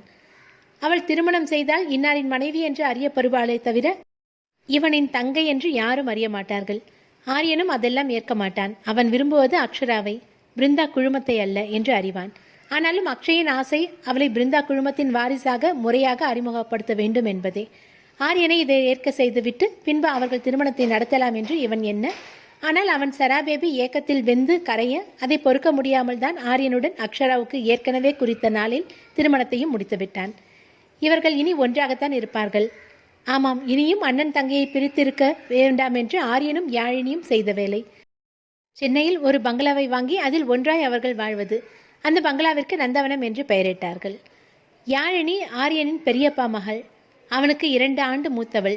அக்ஷய் ஆரியனின் திருமணம் பற்றி பேச அவனை சந்திக்க வர அவனை பார்த்த யாழினிக்கு அவனை பிடித்துவிட அக்ஷயிடம் தன் விருப்பத்தை சொல்லியவளுக்கு தன் வாழ்க்கையில் நடந்த அனைத்தையும் சொல்லி இப்போதும் என்னை திருமணம் செய்ய விரும்புகிறாயா என்று அவன் கேட்க, எப்போது என்னை திருமணம் செய்து கொள்வாய் என்று அவள் கேட்க, இதோ இன்று அவர்கள் தம்பதிகளாகிவிட்டனர். நந்தவனம் அந்த பாசப்பூக்களால் என்றும் மனம் பரப்பும். சில வருடங்களுக்கு பிறகு, சரா பேபி கொஞ்சமாவது குடிடா. அச்சு இப்படி சொல்லி சொல்லி 4 கிளாஸ் ஜூஸ் கொடுத்துட்ட, இதுக்கு மேலே என்னால் முடியாது. அவள் அங்கிருந்து ஓட்டம் பிடிக்க அவளை வளைத்து பிடித்து அதை அருந்த செய்தான் அவள் அன்பு கணவன். அரி, நீ ரொம்ப பேட். அம்லு, நான் பேட் பாய் தான். இந்த பேட் கேர்ளுக்கு ஏற்ற பேட் பாய். ஆரி, நீ பாய் இல்லை அங்கிள். நீங்கள் சொன்னால் சரிதான் ஆண்டி. அச்சு, இவன் என்னை ஆண்டின்னு சொல்கிறான். டேய் மச்சான், என் தங்கச்சி பேபிடா, அவளை நீ ஏன் ஆண்டின்னு சொல்கிற? பேபியா? யோ மாம்ஸ், அவளுக்கு பேபியாக வரப்போகுது. இதெல்லாம் ரொம்ப ஓவர். அப்படி சொல்லு ஆரியா. நேற்று என்னென்னா அவர் ரிமோட் கார் கேட்டான்னு வாங்கி கொண்டு வந்து கொடுக்குறாரு. பிந்து குட்டியே அதை வச்சு விளையாடுறது கிடையாது. மகள் பிருந்தாவிற்கு உணவூட்டியபடியே கணவனை பற்றி யாழினி குற்றப்பத்திரிகை வாசிக்க அக்ஷயும் அக்ஷராவும் அதையெல்லாம் கண்டு கொள்ளவில்லை. இவங்க பாசமலர் படம் காட்டியே பிளேட் போடுறாங்கடா ஆர்யா. ஆமாம் யாழிகா, பாரு நாம் எவ்வளோ பேசுகிறோம், கொஞ்சம் கூட கண்டுக்காமல் இருக்கிறத. குழந்தை பிருந்தா குரல் கொடுக்க இருவரின் கவனமும் அவள் புறம் திரும்பியது. பிந்து குட்டிக்கு என்ன வேணும்? வாங்க செல்வம், நாம குட்டிக்கிட்ட பேசலாமா? அக்ஷராவின் மேடிட்ட வயிற்றில் கை வைத்து அக்ஷய் பேச அவனை மாதிரியே அவன் மகளும் செய்தாள். காலங்கள் கடக்கலாம், ஆனால் பாசங்கள் மாறுமா? அக்ஷய் அக்ஷரா இவர்களின் உறவு புரியாதவர்களுக்கு புதிர்தான், புரிந்தவர்களுக்கு அதிசயம்தான். யாராலும் இவர்கள் போல் இருக்க முடியுமா என்று நிச்சயம் எண்ணுவார்கள். உண்மைதான், இவர்கள் போல் பாசம் காட்டவும் யாருமில்லை, கோபம் கொள்ளவும் யாருமில்லை. பிறருக்காக தன் வாழ்க்கையை பணயம் வைப்பவர்களும் யாருமில்லை.